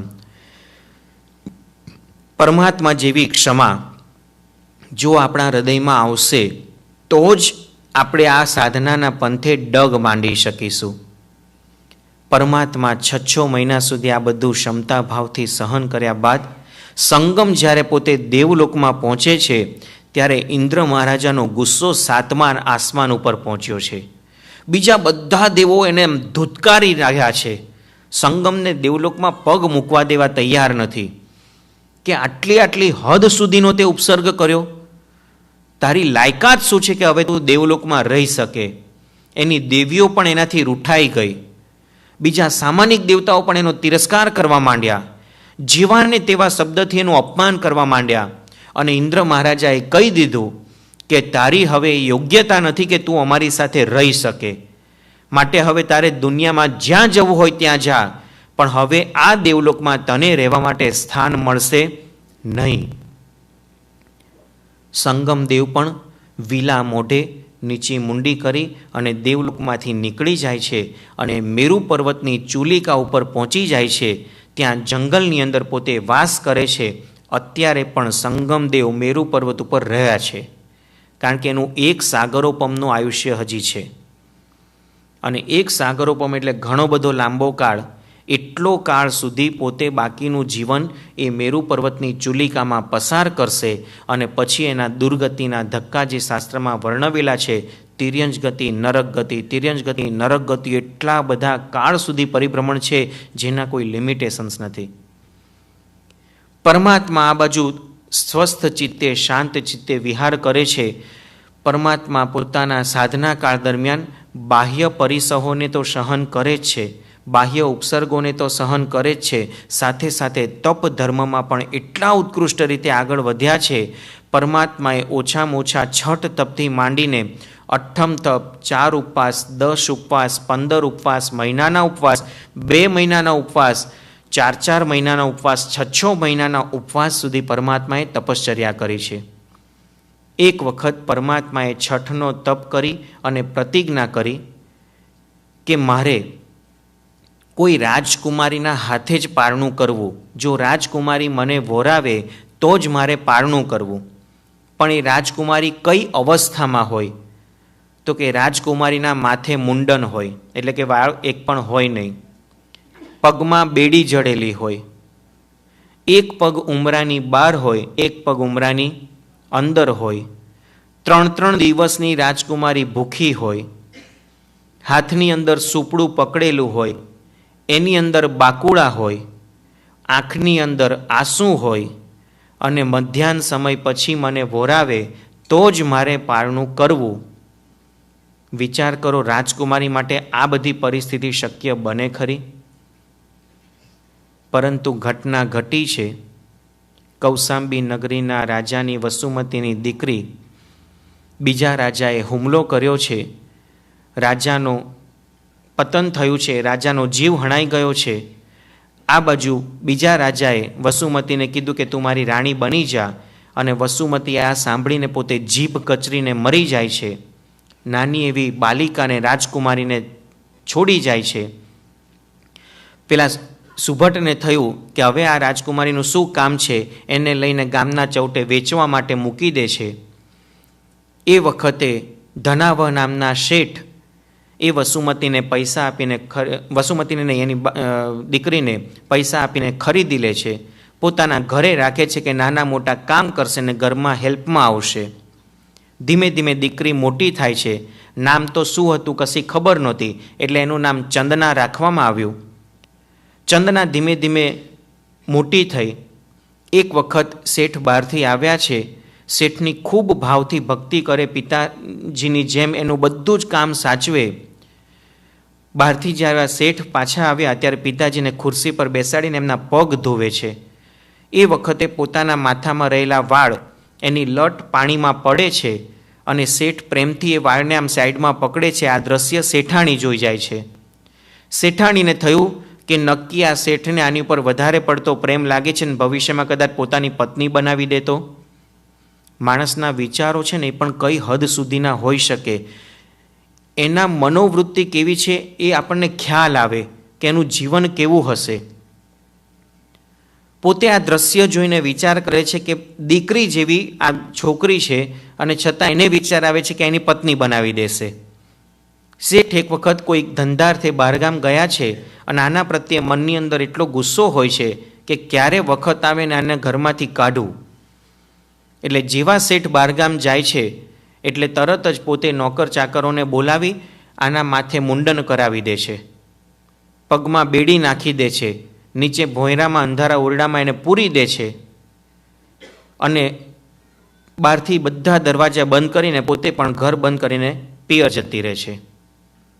આ બાજુ 3 દિવસનો સમય થયો. ચંદનાને ખાવાનું કશું મળ્યું નથી. છઠ્ઠા શેતાણી પ્રત્યે કોઈ પ્રકારનો ગુસ્સો નથી. એને બસ મનમાં એક જ છે કે મારા કર્મ જ કેવા છે, જન્મતાની સાથે મારે ક્યાં ક્યાં ભટકવાનું થયું, હું રાજકુમારી હોવા છતાં મારે ચોરે ને ચૌટે વેચાવાનું થયું, અહીંયા પણ આટલા વખતથી નોકરી કરું છું, મારી માતા સમાન અને પિતા સમાન, એ પણ જો એના થકી પણ આટલું બધું દુઃખ થતું હોય તો હવે સંસારમાં જવાનું ક્યાં? બસ અને એવું યાદ કરીને પરમાત્માના શરણે જાય છે, મારા માટે તો મહાવીર જ મારા ઉદ્ધારક, મહાવીર જ મારા ભગવાન. અને એમ કરીને 3 દિવસ સુધી ક્ષમતા રાખીને ભગવાનનું નામનું સ્મરણ કરે છે. આ બાજુ છઠના પચખાણ લીધેલા પરમાત્મા 3જા દિવસથી ગોચરી લેવા માટે નીકળે છે, પણ એમનો જે અભિગ્રહ હતો એ અભિગ્રહ કેમે કરીને પૂરો થતો નથી. બધા ગોચરી માટે ખૂબ મહેનત કરે, પરમાત્માને વિનંતી કરે, સાહેબ પધારો, અમને લાભ આપો. પણ પરમાત્મા જે દ્રશ્ય જુએ એમાં એમના અભિગ્રહની જે વાતો હતી એ ક્યાંય પૂરી થતી દેખાય નહીં. એમ કરતાં કરતાં કરતાં કરતાં 5 મહિના ને 25 દિવસનો સમય પસાર થયો અને એ વખતે પરમાત્મા મધ્યાહન કાળે ગોચરી માટે નીકળેલા છે. તે જ વખતે આ ચંદના, જેને 3 દિવસથી પૂરી રાખી છે, એના શેઠ જે પિતા એ બહારગામથી આવે છે, ઘર બંધ જુએ છે, વિચારમાં પડે છે કે શેઠાણી ક્યાં ગયા, મારી દીકરી ક્યાં ગઈ, શું થયું હશે, કેમ ઘર બંધ છે. પોતાના સેવકોને આજ્ઞા કરીને તાળું તોડાવે છે, જુએ છે તો ઘરમાં બહાર ક્યાંય કશું દેખાતું નથી. ભોંયરામાં તપાસ કરી તો ચંદના બેઠી છે, 3 દિવસની ભૂખી છે, શરીર કૃશ થઈ ગયું છે, પગમાં બેડી બાંધેલી છે. શેઠ ગભરાયા કે નક્કી આ શેઠાણીનું પરાક્રમ લાગે છે. તરત જ એને ધીમે રહીને બહાર લીધા, બારી બારણા બધા ખોલી નાખ્યા. શેઠને થયું પહેલાં હું એને કંઈક ખાવાનું આપું. રસોડામાં જઈને જુએ છે તો એક અડદના બાકડા એક સુપડાની અંદર પડ્યા હોય છે, એ લઈને ચંદનાને આપે છે અને તરત જ કહે છે કે બેટા તું આટલું વાપર, ત્યાં સુધીમાં હું હમણાં જ લુહારને બોલાવીને આવું અને તારા પગના બેડીના બંધન હું તોડાવી નાખું. ચંદના ઉંબરાની અંદર બેઠી છે અને એ જ વખતે અભિગ્રહધારી પરમાત્મા ત્યાંથી વિહાર કરતાં કરતાં નીકળી રહ્યા છે. ચંદના એ દ્રશ્ય જુએ છે, ઉંબરામાં ને ઉંબરામાં ઊભી થઈ જાય છે. આંખની અંદર હર્ષના આંસુ આવી જાય છે કે મારું આજે કેવું સદભાગ્ય કે આજે સ્વયં પરમાત્મા અહીંથી નીકળી રહ્યા છે, તો મારા ઘરે જો પધારે, મારી પાસે આવે તો હું એમને કંઈક વોરાવીને લાભ લઉં. પરમાત્માને તરત જ કહે છે પ્રભુ પધારો, મને લાભ આપો. ક્યાંક અત્યાર સુધી આપણે વાત એવી સમજેલા છે કે જાણેલી છે કે ચંદનાની આંખમાં આંસુ નહીં હોવાથી પરમાત્મા પાછા વળે છે અને પછી જ્યારે ચંદના રડે છે ત્યારે પરમાત્મા પાછા આવે છે. પણ પ્રભુજી જ્યારે જે ઘર એક વખત જાય અને ત્યાંથી ડગ પાછો માંડે પછી ક્યારે પણ ફરીને એ ઘરમાં જાય નહીં. એટલે જે અત્યાર સુધી સમજેલા છે એમાં ક્યાંક ત્રુટિ છે, આપણી સમજની ખામી છે. હકીકતમાં પહેલેથી જ એની આંખમાં આંસુ હતા અને એ આનંદના આંસુ હતા. અત્યાર સુધી 3 દિવસ દુઃખ સહન કર્યું છે, પરંતુ એની સામે મને હવે પરમાત્મા મળ્યા, મારા આરાધ્ય તત્વ, મારા દેવ મારી સામે આવ્યા છે અને મારી પાસે જે કંઈ છે હું વરાવી શકું એમ છું, નિર્દોષ ગોચરી છે. આ ભાવ, આ હર્ષ એના હૃદયમાં છે અને એના કારણે એના આંખમાં આંસુ છે. પરમાત્માએ જોયું કે મેં 10 વસ્તુ નક્કી કરી હતી, 10 વસ્તુ અહીંયા પરિપૂર્ણ થાય છે અને એટલે જ પરમાત્મા ગોચરી માટે હાથ લંબાવે છે. ચંદના એમને અડદના બાકુડા વોરાવે છે અને પ્રભુજી એનાથી પારણું કરે છે. ત્યારથી એમ કહેવાય છે કે આ પરમાત્માના શાસનમાં કોઈ પણ વ્યક્તિ જો ઉચ્ચ કક્ષાનો ને શુદ્ધ અભિગ્રહ કરે તો વધારામાં વધારે 5 મહિના 25 દિવસ સુધી જ એનો અભિગ્રહ ચાલે. કદાચ ગમે એવી પરિસ્થિતિ તમે અભિગ્રહમાં ધારી હોય, 5 મહિના 25 દિવસમાં પૂરી ન થાય તો 5 મહિના ને 25મા દિવસે દેવતા પણ આવી અને તમારો અભિગ્રહ પરિપૂર્ણ કરી આપે. પરમાત્માએ ચંદનાના હાથે બાકુડા વોરી અને 5 મહિના ને 25 દિવસના ઉપવાસનું પારણું કર્યું. ઋષભદેવ ભગવાનના ચરિત્રમાં પણ આ વાત જોવામાં આવે છે કે જન્મતાની સાથે મિચ્છામી દુક્કડમ દીક્ષા લીધા તે દિવસથી પરમાત્માને છઠનો તપ હતો અને પારણા માટે જાય છે, એમને ગોચરી મળતી નથી. કેટલા દિવસ સુધી? 400 દિવસ સુધી.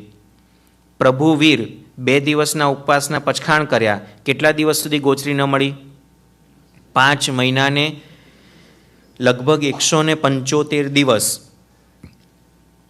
આપણે એક ઉપવાસ કરીએ અને બીજા દિવસે જો સવારે નવકારસી ન મળે તો ક્ષમતા જાળવી શકીએ ને? મગજ કંટ્રોલમાં રહે ખરું? વિચારવાનું, પરમાત્માએ આટલા બધા દિવસ સુધી સહન કર્યું. 2 દિવસના ઉપવાસ નક્કી કર્યા હતા, એમાંથી લંબાતા 175 થયા. મારે તો એટલા બધા લંબાવાના નથી, કદાચ 7ની બદલે 9 વાગશે કે 9ની બદલે 11 વાગે, પણ છતાં એટલો સમય પણ ક્ષમતા રહેતી નથી. પ્રભુજીના એક એક પ્રસંગો કેટલો બધો બોધ આપી જાય.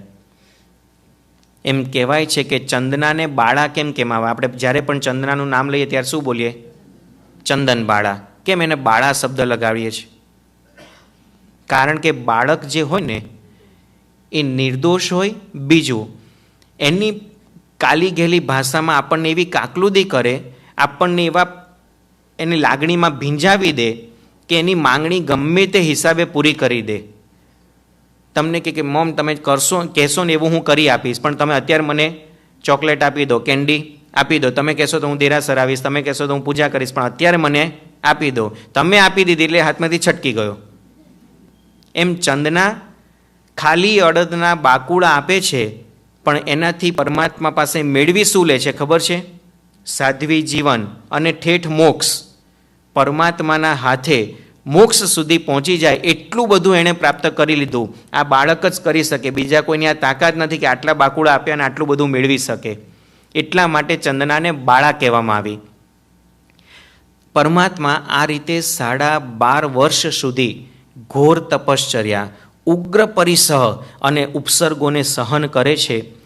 પરમાત્માએ આ 12.5 વર્ષની અંદર 6 મહિનાના 1 વખત ઉપવાસ કર્યા, 5 મહિનાને 25 દિવસના 1 વખત ઉપવાસ કર્યા, 4 મહિનાના ઉપવાસ 9 વખત થયા, 3 મહિનાના ઉપવાસ 2 વખત થયા, 2.5 મહિનાના ઉપવાસ 2 વખત થયા, 2 મહિનાના ઉપવાસ 6 વખત થયા, 1.5 મહિનાના ઉપવાસ 2 વખત થયા, માસક ક્ષમણ 12 કર્યા, 15 ઉપવાસ 72 કર્યા, ભદ્રપતિમાં 2 દિવસ, મહાભદ્ર પ્રતિમા 4 દિવસ, સર્વતોભદ્ર પ્રતિમા 10 દિવસ, 12 અઠ્ઠમ કર્યા, 229 છઠ કર્યા અને ટોટલ 12.5 વર્ષના સાધના કાળમાં પરમાત્માએ માત્ર 349 જ પારણા કર્યા.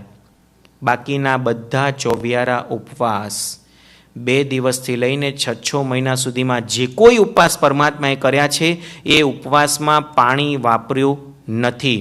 અને પારણાના દિવસે પણ એકાશનાથી નીચેનો તપ નહીં, મિનિમમ એકાશનું, કદાચ આંબેલ પણ વચ્ચે કર્યા હોય, પણ એકાશનાથી નીચેનું એટલે બેસનું ક્યારે પણ પરમાત્માએ કર્યું નથી. અને જ્યારે જ્યારે પણ એકાશનું કર્યું ત્યારે ઠામ ચોવ્યાર એટલે એકાશના વખતે જે પાણી વપરાય એ જ વાપરવાનું. પછી ઊભા થયા એટલે સીધું બીજા દિવસે, પછી પાણી પણ વાપરવાનું નહીં. પરમાત્માએ 2 દિવસ સળંગ ક્યારે પણ વાપર્યું નથી. આજે એકાશનું કર્યું તો કાલે પણ એકાશનું કર્યું એવું બન્યું જ નથી. આજે એકાશનું કર્યું તો પછી છઠ જ હોય મિનિમમ, ક્યારેક અઠ્ઠમ હોય, ક્યારેક માસક સમણ સીધું લઈ લે. માસક સમણના પારણે પારણું કરે, 1 દિવસ એકાશનું કરે, સીધા 4 મહિનાના ઉપવાસ ધારી લે. ખાલી આ બધા દ્રશ્યને આપણે વિચારીએ ને તો આપણી બુદ્ધિ બેલ મારી જાય, બુદ્ધિ સ્ટોપ થઈ જાય કે શું આ અદ્ભુત પરમાત્માની સાધના હશે, કેટલી ઉત્કૃષ્ટ કક્ષાની સાધના. અને આટલી મોટી તપશ્ચર્યા કરી એ છતાં પરમાત્મા ક્યારે પણ જમીન ઉપર પલાઠી વાળીને બેઠા નથી. આટલા બધા ઉપસર્ગો, આટલા પરિસહો, આટલી તપશ્ચર્યા 12.5 વર્ષમાં પ્રભુજી એક વખત પણ જમીન ઉપર પલાઠી વાળીને બેઠા નથી. સુવાની તો વાત ક્યાંથી આવે? આજે આપણને ખુરશીમાં આરામથી બેઠા બેઠા, એસી હોલમાં આરામથી બેઠા બેઠા મોક્ષ જોઈએ છે, મળી જશે ને? સહન બિલકુલ કરવું નથી, સહન શક્તિ જાગૃત કરવી નથી. જ્યાં ને ત્યાં શરીર થાકી જાય છે, હવે ઉંમર થઈ છે, હવે તો આપણાથી આ બધું કેવી રીતે થાય, નાના મોટા બાના એવા બતાવીએ છીએ. અને વાત બધી આપણે પાછી મોક્ષની કરીએ. હું આ બધું શેના માટે કરું છું? મોક્ષ માટે. સારી વસ્તુ છે, ચાલો એટલો તો ભાવ થાય છે કે મોક્ષ માટે કરીએ છીએ, પરંતુ એ મોક્ષ બહુ સહેલો નથી. એના માટે પુરુષાર્થ કરવો પડે, શરીરને કષ્ટ આપવું પડે, સાધના કરવી પડે, તો જ સિદ્ધિના શિખર સુધી આપણે પહોંચી શકીએ. પરમાત્મા 12.5 વર્ષની સાધના કાળમાં જ્યારે જ્યારે શરીર બહુ જ થાકી ગયું, શરીરને બહુ જ થાક લાગ્યો, ત્યારે થોડોક સમય માટે ઉભળક પગે જમીન ઉપર બેઠા છે. ઉભળક પગ એટલે બંને પગ ઊભા, જેમ નમૂથુણા મુદ્રામાં રિયલમાં જે મુદ્રા છે યોગ મુદ્રા, એમાં જમણો પગનો ઢીંચણ અડેલો હોય અને પગની પાની અડેલી હોય, બાકીનો આખો પગ અદ્ધર હોય, અને ડાબો પગ તો આખો ખાલી પંજો જ નીચે અડેલો હોય, બાકી આખો પગ અદ્ધર હોય. એવી રીતે પરમાત્મા જમીન ઉપર બેઠા છે અને પાછા એકાદ મિનિટ થઈ, શરીરને સહેજ આરામ મળ્યો, પાછા ઊભા થઈને સાધનામાં લાગી ગયા. પાછા 2 મહિના સુધી કૌશક ધ્યાનમાં, 4 મહિના સુધી કૌશક ધ્યાનમાં. ફરી શરીર થાક્યું, એકાદ 2 મિનિટ થાક ખાઈ લીધો, પાછા ઊભા થઈને સાધના કાળમાં. 12.5 વર્ષની સાધનામાં પરમાત્મા ટોટલ આટલી બધી 1 મિનિટ 2 મિનિટ 1.5 મિનિટનું ટોટલ કરીએ તો ટોટલ 48 મિનિટ ખાલી પ્રમાદ કર્યો છે. 48 મિનિટ વધારે પરમાત્મા અપ્રમત્ત દશામાં રહ્યા છે. કેવા પરમાત્મા આપણને મળ્યા છે, કેવું પરમાત્માનું અદ્ભુત શાસન આપણને મળ્યું છે. આમ હૃદયથી છે ને આમ ભાવો ઉછાળા મારવા જોઈએ. આમ હૃદય કંટ્રોલમાં ન રહેવું જોઈએ. પરમાત્માને ભેટી પડવાનું મન થાય કે પ્રભુ તમે કેટલું સહન કર્યું, કેવું સહન કર્યું, કોના માટે સહન કર્યું. ખાલી એમના પોતાના માટે સહન નથી કર્યું. એમને આ બધી સાધનાને અંતે જ્યારે કેવળ જ્ઞાનની પ્રાપ્તિ થઈ પછી એ સાધના દ્વારા જે કંઈ એમને પ્રાપ્ત થયું એ બધું આપણને વેચી દીધું, ખુલ્લા હાથે દાન આપ્યું, શ્રુત જ્ઞાનનું દાન અમૂલ્ય આપ્યું. અને બસ આ બધા જીવો કેવી રીતે તરી જાય. મેં ભલે આટલું બધું સહન કર્યું પણ એમને સહન ન કરવું પડે અને સારી રીતે મોક્ષ સુધી કેવી રીતે પહોંચી જાય એ માટે પરમાત્માએ ધર્મતીર્થની સ્થાપના કરી. આપણા માટે આટલું બધું કર્યું છતાં એ પરમાત્માનો ઉપકાર આપણને ક્યારેય યાદ આવે ખરો કે પરમાત્મા તમે આટલું બધું અમારા માટે કર્યું છે. દીક્ષા લીધા પછી, કેવળ જ્ઞાનની પ્રાપ્તિ કર્યા પછી પરમાત્મા એક દિવસ મૌન નથી રહ્યા. રોજની 6 કલાકની દેશના પરમાત્માએ આપી છે. કેટલું કષ્ટ સહન કરવું પડે હશે. આજે અમે 1-2 કલાક બોલીએ ને તો આમ એવું થાય કે હવે 4 કલાકનું મૌન લઈ લઈએ તો સારું, એટલું આમ ગળું દુખી જાય. જ્યારે 6 કલાક સુધી અવિરતપણે 30 વર્ષ સુધી દેશના આપી. આ પરમાત્મા જ્યારે 12.5 વર્ષની સાધનાને અંતે પોતે રુજુવાલિકા નદીના કિનારે ગોદોહિકા આસને વૈશાખ સુદ દસમના દિવસે શ્યામઢ નામના ગાથાપતિના ખેતરમાં પરમાત્મા જ્યારે ગોદોહિકા આસને સાલ વૃક્ષની નીચે બેઠા હતા તે વખતે પરમાત્માને ચોવિયારનો છઠ હતો. સૂર્યની આતાપના લઈ રહ્યા હતા અને એ વખતે પ્રભુજીએ ક્ષપક શ્રેણીના મંડાણ કર્યા. આત્મા ઉપર લાગેલા ઘાતી કર્મની અંદર પરમાત્માએ એટમ બોમ્બની જેમ પ્રહાર કર્યો.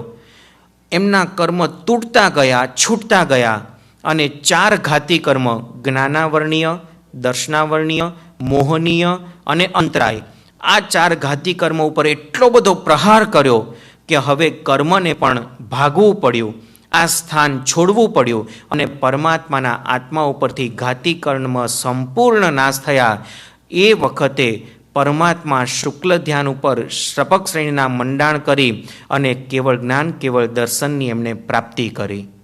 વૈશાખ સુદ દસમનો એ દિવસ અને પરમાત્માને દિવ્ય, અનુપમ, અનંત એવું કેવળ જ્ઞાન, કેવળ દર્શનની પ્રાપ્તિ થઈ. હવે પ્રભુજી સર્વજ્ઞ બન્યા, હવે સર્વદર્શી બન્યા, હવે વિતરાગ બન્યા.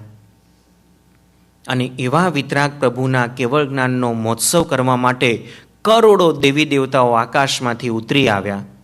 તરત જ સુંદર મજાના સમવસ્ત્રણની રચના થઈ અને એ સમવસ્ત્રણમાં પરમાત્મા પણ દેશના આપવા માટે પધારે છે. અરિહંત વંદનાવલીમાં સુંદર સ્તુતિ આના માટે મૂકેલી છે. જે પૂર્ણ કેવળ જ્ઞાન લોકાલોકને અજવાળ તું, જેના મહાસામર્થ્ય કેરો પારકો નવ પામતું. એ પ્રાપ્ત જેણે ચાર ઘાતી કર્મને છેદી કર્યું. એવા પ્રભુ અરિહંતને પંચાંગ ભાવે હું નમું. મારા પ્રભુ અરિહંતને પંચાંગ ભાવે હું નમું. એક વખત જે આત્માને કેવળ જ્ઞાનની પ્રાપ્તિ થઈ જાય પછી તે જ ભવમાં એ આત્મા મોક્ષે પહોંચી જાય. તે આત્માને ક્યારે પણ શરીરમાં ઘડપણ ન આવે. જે આત્મા તે જ ભવમાં કેવળ જ્ઞાન પામીને મોક્ષે જવાનો હોય, 100 વર્ષનું આયુષ્ય છે, 99મા વર્ષે પણ જો એને કેવળ જ્ઞાન મળવાનું હોય તો એ આત્મા શરીરથી ક્યારે પણ ઘરડો ન થાય. હંમેશા યુવા અવસ્થા જ હોય એની, અને યુવા અવસ્થામાં જ એનું નિર્વાણ થાય અને મોક્ષે પહોંચી જાય. કેવળ જ્ઞાની આત્માને ભૂત, ભવિષ્ય અને વર્તમાન સંપૂર્ણ બધા જ પર્યાયો એક સાથે દેખાય. આપણા પૂર્વના અનંતા ભવો, ભવિષ્યમાં મોક્ષમાં નહીં પહોંચીએ ત્યાં સુધીના બધા જ ભવો અને વર્તમાન, આ બધું જ કેવળ જ્ઞાની ભગવંતને સાક્ષાત દેખાય.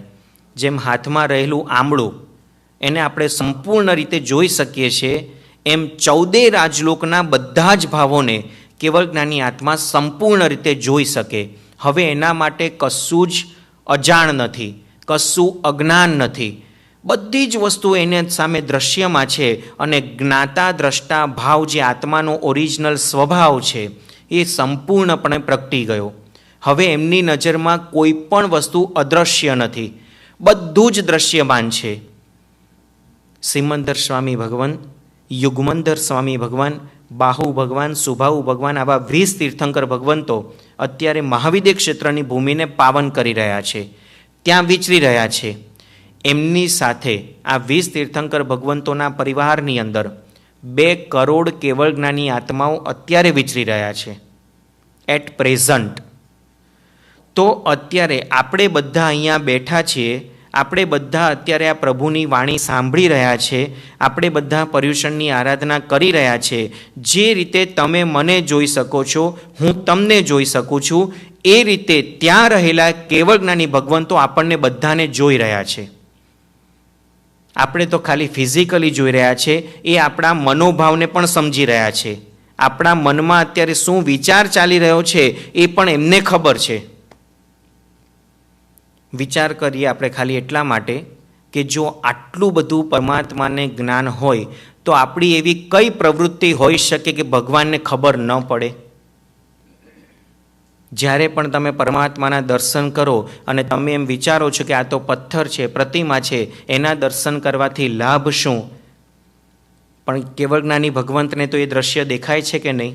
એમને તો ખબર પડે છે કે નહીં કે તમારા શું ભાવો છે, તમે કઈ પરિસ્થિતિમાં છો, કયા ભાવથી દર્શન કરી રહ્યા છો, કયા ભાવથી પૂજા કરી રહ્યા છો, કયા ભાવથી ચૈત્યવંદન કરી રહ્યા છો, કયા ભાવથી તમારું ધ્યાન ચાલી રહ્યું છે, બધું જ કેવડીની નજરમાં પ્રત્યક્ષ છે. એટલું જ નહીં પુણ્યશાળી, જ્યારે જ્યારે કોઈ પણ ખોટું કે ખરાબ કામ કરતા હોય ને ત્યારે ખાલી આટલો ઉપયોગ રાખજો, ભગવાન મને જોઈ રહ્યા છે. બસ ખાલી આ એક જ વાક્ય તમે હૃદયમાં જડબે સલાક બેસાડી દો, ઘણા બધા પાપોમાંથી આપણે બચી જઈશું. જ્યારે જ્યારે પણ કોઈના પ્રત્યે મનથી ખરાબ વિચાર આવે, વચનથી કોઈ કટુવાણીના પ્રયોગ થતા હોય, કાયાથી કોઈ ખોટી પ્રવૃત્તિઓ થતી હોય, ક્યાંક આપણે માયા અને કપટ કરતા હોઈએ. બહારથી છે ને આપણે બોલવા માટે ઘણું બધું સારું બોલતા હોય, પણ અંદર તો એવા માયા અને કપટમાં ભાવો રમતા હોય. એટલે જ પેલા સ્તવનની અંદર સરસ કડી મૂકી છે. હમણાં 2-3 દિવસ પહેલાં કીધું હતું ને, તું મને ભગવાન એક વરદાન આપી દે, જ્યાં વસે છે તું મને ત્યાં સ્થાન આપી દે. ત્યારે પરમાત્માએ જવાબ પણ કેવો સરસ આપ્યો હતો, જે રીતે મેં સહન કર્યું તું પણ જો સહન કરે, આજને આજે ભલે તું સ્થાન મારું લે. એમાં એક કડી સરસ મૂકી છે, આ બનાવનાર ગુણરત્ન સૂરી મહારાજના એક નાનકડા શિષ્ય છે જેમની ઉંમર લગભગ 22-23 વર્ષની છે, પણ એવા સરસ શબ્દની હીરરત્ન વિજય મહારાજ નામ છે એમનું, એમને આ જવાબ આખો બનાવ્યો છે. સાધના કરવી નથી ને વાતો કરવી છે, સાધનોમાં જિંદગી બરબાદ કરવી છે. આપણી બધાની લાઈફ આ સ્ટાઇલ જ છે ને, સાધનાની વાતો કર્યા કરવાની બસ, બાકી આપણી જિંદગી શેમાં વેડફાય? સાધનો પાછળ. મારા ઘરમાં આ નથી, આ લઈ આવો, આ વસ્તુની ખામી છે, આ લઈ આવો, બસ ચારે બાજુથી ભેગું કર્યા જ કરો, કર્યા જ કરો, કર્યા જ કરો. અંતે પોતે આપણે એમાં ખોવાઈ જઈએ કે બહાર જ નીકળી શકીએ નહીં. અને સાથે સાથે આપણે છે ને મોઢાથી તો એવી સરસ વાતો કરીએ, પર્યુષણ પર્વ છે, સામાયિક કરવા જોઈએ, પ્રતિક્રમણ કરવા જોઈએ, હિતેશભાઈ આવ્યા છે એવું સરસ સમજાવે છે, આપણે જવું જ જોઈએ, રાત્રે યંગસ્ટર્સ ભાવના ભણાવે છે, કેવી ભક્તિ કરીએ છીએ, બધું કરવું જ જોઈએ, પણ અંદરથી તો બીજું જ કંઈ રમતું હોય. ક્યારે પર્યુષણ પૂરા થાય ને ક્યારે છૂટીએ. 8 દિવસથી લીલોતરી બંધ કરી છે, હવે તો મોઢા નહીં ભાવતું. ક્યાંક અંદર છે ને આપણી છળ કપટ એટલી બધી ચાલતી હોય. એટલે જ કીધું, હોઠે જે ધર્મ વસ્યો તે હૈયે લાવી દે, આજને આજે ભલે તું સ્થાન મારું લે. પરમાત્મા આપણને સ્થાન આપવા માટે તૈયાર જ છે, આપણે લેતા નથી. પરમાત્માની આ એક એક વાતો ઘડિયાળ એટલી ઝડપથી ચાલે છે, મને એમ કે હજી તો 11-11 થયા હશે, પણ કાંટો દોડે જ જાય છે. ઘણી બધી વાતો કહેવાની છે પુણ્યશાળી. પરમાત્માની સાધના જીવનની પણ હજી ઘણી બધી વાતો અધૂરી છે, પરંતુ પરમાત્માએ કેવળ જ્ઞાનની પ્રાપ્તિ કર્યા બાદ પ્રથમ દેશના આપી. પ્રથમ દેશના પરમાત્માની નિષ્ફળ ગઈ. કારણ નિષ્ફળ શેના માટે? કોઈ સાંભળવા નહોતું આવ્યું? સાંભળવા તો ઘણા બધા આવ્યા હતા, કરોડ દેવતાઓ બેઠા હતા, ઘણા બધા મનુષ્ય પણ હતા, પણ છતાં પરમાત્માની દેશનાને નિષ્ફળ કહેવામાં આવી. શું કારણ? કોઈને વીરતીના ભાવ થયા નહીં. શુભ આ વસ્તુ આપણને શું પ્રેરણા આપે છે? દેશનાની સફળતા ક્યારે? વીરતીનો પરિણામ જાગૃત થાય. એટલે અમારી દેશના ક્યારે પણ સફળ ગણાય? અમે ગમે એટલો કોલર ઊંચો કરીએ કે હું એલએ સંઘમાં આરાધના કરાવીને આવ્યો, પણ એક દીક્ષાર્થીને જોડે લઈ જાઉં તો કદાચ હું કોલર ઊંચો કરી શકું. પરમાત્મા કેવળ જ્ઞાનની પ્રાપ્તિ છે. શું એટલું વિચારી ન શક્યા હોત કે મારી પાસે ઇન્દ્ર 64 ઇન્દ્ર બેઠા છે, કરોડો દેવી દેવતા બેઠા છે, એકાદા દેવતાને કે એકાદા ઇન્દ્રને આજ્ઞા કરું કે તું કોઈ ગરીબના છોકરાઓને પકડી લાવ, કોઈક સાધર્મિકને પકડી લાવ, અને એના પરિવારમાં લાખો રત્ન તું આપી દે, લાખો સોના મોર આપી દે, અને એને કહે કે આને દીક્ષાના માર્ગે વાળી દો અને હું દેશના આપી દઉં, તો ભવિષ્યમાં મારા નામે ક્યારે એવું તો નહીં લખાય ને કે મારી દેશના નિષ્ફળ ગઈ. અત્યારે છે ને ધર્મને પૈસાથી તોલવામાં આવી રહ્યો છે. જ્યાં ને ત્યાં પૈસાદાર વ્યક્તિનું વજન ધર્મના ક્ષેત્રમાં વધતું જાય છે, અને એ પૈસાદાર વ્યક્તિને ધર્મનું સાચું નોલેજ નહીં હોવાના કારણે ક્યારેક શાસ્ત્ર વિરુદ્ધ નિર્ણયો લેવાઈ જતા હોય છે, એકમાત્ર પોતાના ઈગોના જોરે, પોતાના પૈસાના જોરે.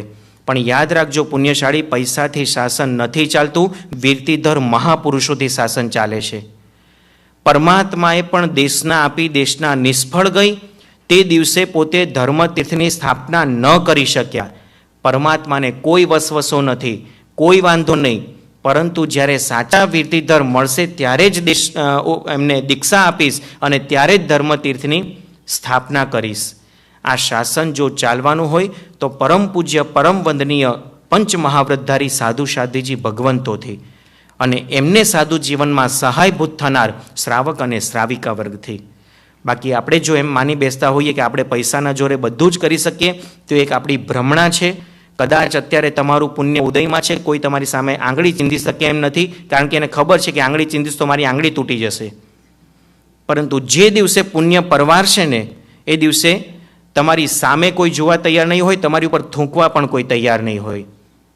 એટલે જો પૈસાના જોરે અહંકાર લાવી અને કદાચ આપણે સંઘના નિર્ણયમાં દખલ કરતા હોઈએ, શાસ્ત્ર સાપેક્ષ નિર્ણયોને શાસ્ત્રો વિરુદ્ધ લઈ જવા પ્રયત્ન કરતા હોઈએ કે આ જમાનો તો મોડર્ન જમાનો છે, એ બધા ઇન્ડિયાના રીત રિવાજોને અહીંયા ન ચલાવાય, અહીંયા તો આપણે આપણા પ્રમાણે ચાલવું જોઈએ, બધું ઇક્વલ રાઇટ્સ બધાને આપવા જોઈએ અને બધા પાસે બધા કામ કરાવાય, આવા કોઈક આપણા અહંકારના જોરે, આપણી સત્તાના જોરે, આપણી સંપત્તિના જોરે જો કોઈક નિર્ણયો આપણે લેતા હોય તો ચેતવા જેવું છે. એના માટે રેડ લાઇટ છે.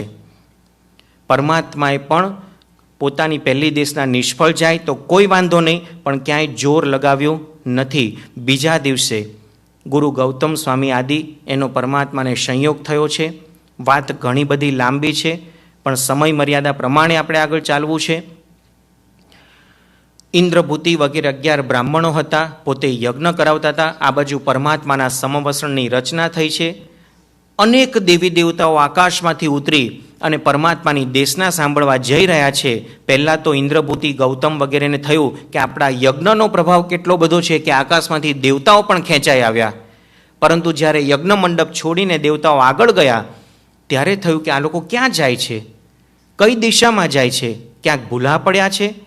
અને એક દેવતાને ઊભા રાખીને પૂછ્યું ત્યારે એણે કીધું કે હે ઇન્દ્રભૂતિ, ત્યાં તો સમવસ્ત્રણ મંડાયું છે અને સર્વજ્ઞ તીર્થંકર એવા મહાવીર ભગવાનની દેશના ચાલી રહી છે. તમારે પણ જો તમારા આત્માનું કલ્યાણ કરવું હોય તો ચાલો દેશના સાંભળવા. ઇન્દ્રભૂતિનો અહંકાર અંદરથી ઉછળી આવ્યો. બસ હું સર્વજ્ઞ છું, મારા સિવાય બીજું કોઈ આ દુનિયામાં સર્વજ્ઞ હોવું ન જોઈએ. એ કોણ મહાવીર આવી બેઠો છે, હમણાં હું એને ચપટીમાં 2-4 સવાલ એવા પૂછીને હરાવી દઉં, એ મારા પ્રશ્નના જવાબ આપી શકશે નહીં. અહંકાર ઉછળતા ઉછળતા પોતે ધમ પછાડા કરતા ભગવાનના સમવસ્ત્રમાં ભગવાનને હરાવવા માટે જાય છે. પણ પરિસ્થિતિ આખી અલગ જ ઘટના ઘટી છે. ઇન્દ્રભૂતિ હજી કંઈક બોલે, કોઈક સવાલ કરે એ પહેલાં તો પરમાત્માના મુખમાંથી હે ઇન્દ્રભૂતિ, તમે સુખેથી પધાર્યા ને, કોઈ તકલીફ તો નથી પડીને, આવા મીઠા શબ્દ જે સાંભળ્યા અને ઇન્દ્રભૂતિનો અહંકાર ઓગળી ગયો. પરમાત્માએ કીધું કે તને પોતાને શંકા છે તારા જીવનમાં કે જે દુનિયામાં બીજા કોઈને ખબર નથી. તને પોતાને એમ છે ને કે તું વિજ્ઞાન ઘન એવ ભૂતત, આ શ્લોકની અંદર એવું વિચારે છે કે મારું શરીર એ જ મારો આત્મા છે. પંચ મહાભૂતમાંથી આત્મા ઉત્પન્ન થાય છે અને ફરી પાછો પંચ મહાભૂતમાં વિલીન થઈ જાય છે. એટલે તને શંકા છે કે ખરેખર જીવ જેવું તત્વ અલગ છે કે શરીર એ જ જીવ છે. ત્યારે ઇન્દ્રભૂતિને થાય છે કે સાલી આ શંકા અત્યાર સુધીમાં મારા 11 ભાઈઓ છે, 4400 શિષ્ય છે, કોઈને ખબર નથી અને આમણે કેવી રીતે જાણી લીધું. ત્યારે એને થાય છે કે રિયલમાં સર્વજ્ઞ આ લાગે છે, રિયલમાં એમને કેવળ જ્ઞાન પ્રાપ્ત થઈ ગયું એવું લાગે છે. અને પછી પોતે એમને સરેન્ડર થાય છે. પરમાત્મા એના જ શ્લોકને પકડી, એને એવું નથી કહેતા કે તું આ શ્લોક શીખ્યો છે એ ખોટો છે, તારા વેદ ખોટા છે એવું નથી કહેતા, પણ તારા વેદના આ શ્લોકની અંદર તું જે અર્થ વિચારી રહ્યો છે એ ખોટો છે, એનો અર્થ આમ નહીં પણ આમ થાય. એ રીતે પરમાત્માએ એના જ શ્લોકથી એને એવું સમાધાન આપ્યું. એને એમ થયું કે ખરેખર જો હું આમને મારું જીવન સમર્પિત કરી દઉં તો મારો ઉદ્ધાર થઈ જાય. ઇન્દ્રભૂતિએ પરમાત્માના ચરણે જીવન સમર્પિત કર્યું. એમના 500 શિષ્ય એની પાછળ સરેન્ડર થયા. પરમાત્માએ દીક્ષા આપી, ઇન્દ્ર મહારાજાએ વેશ આપ્યો. પછી અગ્નિભૂતિ, વાયુભૂતિ બધા એક એક બ્રાહ્મણો પરમાત્મા સાથે વાદ કરવા આવતા ગયા. એક એકના પ્રશ્નોનું સમાધાન પરમાત્માએ એવી અદ્ભુત રીતે કર્યું. કલ્પસૂત્રની અંદર એને ગણધરવાદ તરીકે આ ઓળખવામાં આવે છે. અને જે વડીલો છે પૂર્વના કાળમાં, જો ઇન્ડિયામાં રામચંદ્ર સુરીશ્વરજી મહારાજા, ભુવનભાનુ સુરીશ્વરજી મહારાજા, એમના શ્રીમુખે જો ગણધરવાદ સાંભળ્યો હોય તો એ દ્રશ્યને તમે ખાલી યાદ કરો. બપોરે 1:30-2 વાગે ગણધરવાદ, ખાલી ગણધરવાદ, એનું વ્યાખ્યાન શરૂ થાય. સાંજે 6 વાગે એ પાઠ ઉપર જ ગુરુ ભગવંત ચોવિયારના પચખાણ આપી દે અને સીધું પ્રતિક્રમણ કરવા બેસી જાય. એટલો લાંબો ગણધરવાદ ચાલે. આત્માની સિદ્ધિ, આત્મા જેવું તત્વ છે અને છે તો કઈ રીતે છે એની સાબિતી સાયન્ટિફિકલી એટલી બધી સરસ આ ગણધરવાદમાં સમજાવવામાં આવી છે. અને એના દ્વારા શ્રોતાઓને, સામે બેઠેલાઓને પણ એટલો બધો લાભ થાય. અત્યાર સુધી કદાચ આપણી માન્યતા હોય કે ભાઈ આપણે કોણે આત્મા જોયો છે, કઈ રીતે એનું પ્રૂફ આપણને મળી શકે એવી શંકા કુશંકાઓ હોય તો એનું બધું નિવારણ થઈ જાય એવા સુંદર સવાલ જવાબ દ્વારા આખું ગણધરવાદનું વ્યાખ્યાન મૂકવામાં આવ્યું છે. આખા ગણધરવાદ દ્વારા 11 બ્રાહ્મણો એમના 4400 શિષ્ય પરમાત્માનું શિષ્યત્વ સ્વીકારે છે. પહેલા દિવસે પરમાત્માને એક નથી મળ્યો અને બીજા દિવસે એક સાથે 4411 ગણધર ભગવંતોને ગણધર તરીકે પરમાત્મા સ્થાપિત કરે છે, એમના મસ્તક ઉપર વાસ નિક્ષેપ કરે છે. અત્યારે છે ને રેકી પદ્ધતિનો જમાનો છે. રેકી પદ્ધતિમાં શું હોય, વ્યક્તિ ભલે ફિઝિકલી હાજર ન હોય પણ એનો ફોટો પણ જે રેકી જાણતા હોય એની સામે મૂકવામાં આવે તો એ પોતે રહ્યા ત્યાં આગળ એની ઉપર શક્તિપાત કરે અને એ શક્તિપાતની અસર એ વ્યક્તિ ઉપર થાય, ભલે દુનિયાના કોઈ પણ છેડામાં રહેલો હોય. આ બધું જ્ઞાન આપણા શાસ્ત્રમાં પણ વર્ષોથી મૂકેલું છે, ખાલી શબ્દની ભિન્નતા છે. શબ્દો ખાલી અલગ પડે છે, આપણામાં રેકી શબ્દ તરીકે નથી મૂક્યો. બાકી આ બધી શક્તિઓ આપણા શાસ્ત્રમાં પણ પહેલેથી વર્ણવેલી છે. અત્યારે ગમે તે તમે વાસ્તુશાસ્ત્ર કહો, ફેંગશુઈ કહો, કોઈ પણ તમે લાવો, આપણા શાસ્ત્રમાં દરેક પદાર્થો વર્ષો પહેલાં મૂકેલા જ છે. આ બધું નવું નથી આવ્યું, પણ ક્યાંક એના સ્વરૂપની ભિન્નતા હતી, ક્યાંક એનો ઉપયોગ અલગ પ્રકારે થતો હતો. પરમાત્મા પણ આવી જ કોઈક રેકી પદ્ધતિનો ઉપયોગ ગણધર ભગવંતો ઉપર કરે, મનથી નક્કી કરે કે આ 11ને ગણધર તરીકે સ્થાપિત કરવા છે. વચનથી ત્રિપદીનું જ્ઞાન આપે, જે આપણે પહેલાં જોઈ ગયા છે. ઉપનયવા, વિગ્મેયવા, ધુવૈવા, આ વચનથી રેકી કરે અને કાયાથી એમના મસ્તક ઉપર વાસક્ષેપ. ઇન્દ્ર મહારાજા રત્નની થાળીમાં સુંદર મજાની સુગંધ ઔષધિવાળું ચૂર્ણ, જેને વાસ ચૂર્ણ કહેવામાં આવે, એ લઈને ઊભા રહે અને પરમાત્મા એમાંથી વાસ ચૂર્ણ લઈ અને ગણધર ભગવંતોના મસ્તક ઉપર વાસ નિક્ષેપ કરે, એટલે કે વાસક્ષેપ મૂકે. મસ્તકના આ જ ભાગમાં વાસક્ષેપ કેમ મૂકવામાં આવે છે, સાયન્ટિફિકલી પણ જોવા જઈએ, યોગની ભાષામાં તમને વાત કરું તો અહીંયા સહસ્ત્રાર ચક્ર આવેલું છે. આપણા શરીરમાં 7 ચક્ર છે. સૌથી નીચે બેઠકના ભાગમાં મૂળાધાર ચક્ર, ત્યાંથી ઉપર મણિપુર, સ્વાધિષ્ઠાન, હૃદયની અંદર અનાહત ચક્ર, ગળામાં વિશુદ્ધિ ચક્ર, અહીંયા આજ્ઞા ચક્ર અને સૌથી ઉપર સહસ્ત્રાર ચક્ર. તો સહસ્ત્રાર ચક્રનો જ્યારે ઉઘાડ થાય ત્યારે આત્માને પરમાત્માની અનુભૂતિ થાય, આત્માની અનુભૂતિ થાય, એની વિશુદ્ધ દશા, એની વિતરાગ દશા એને ખુલી જાય. પરમાત્માએ આ કામ કર્યું, એના મસ્તકના બ્રહ્મરંધ્ર ઉપર વાસ નિક્ષેપ કરી અને એનો ઉઘાડ કર્યો. અને ગણધર ભગવંતોને મેં પહેલાં કીધું એમ, જેમ એક નાનકડી ચાવી ફેરવીએ અને તિજોરીનું તાળું જો ખુલી જાય તો અંદરથી અમૂલ્ય ખજાનો મળી જાય, એમ ગણધર ભગવંતોને ખાલી બાહ્યથી આટલી ક્રિયા પરમાત્માએ કરી અને એમના જ્ઞાનનો ઉઘાડ થયો. એના દ્વારા દ્વાદશાંગીની રચના થઈ. પછી તો પરમાત્મા રોજ દેશના આપતા ગયા. રોજે રોજ પરમાત્માની દેશનાનો પ્રભાવ એટલો બધો હોય, કોઈકને કોઈક વ્યક્તિ દીક્ષા લે અને લે જ.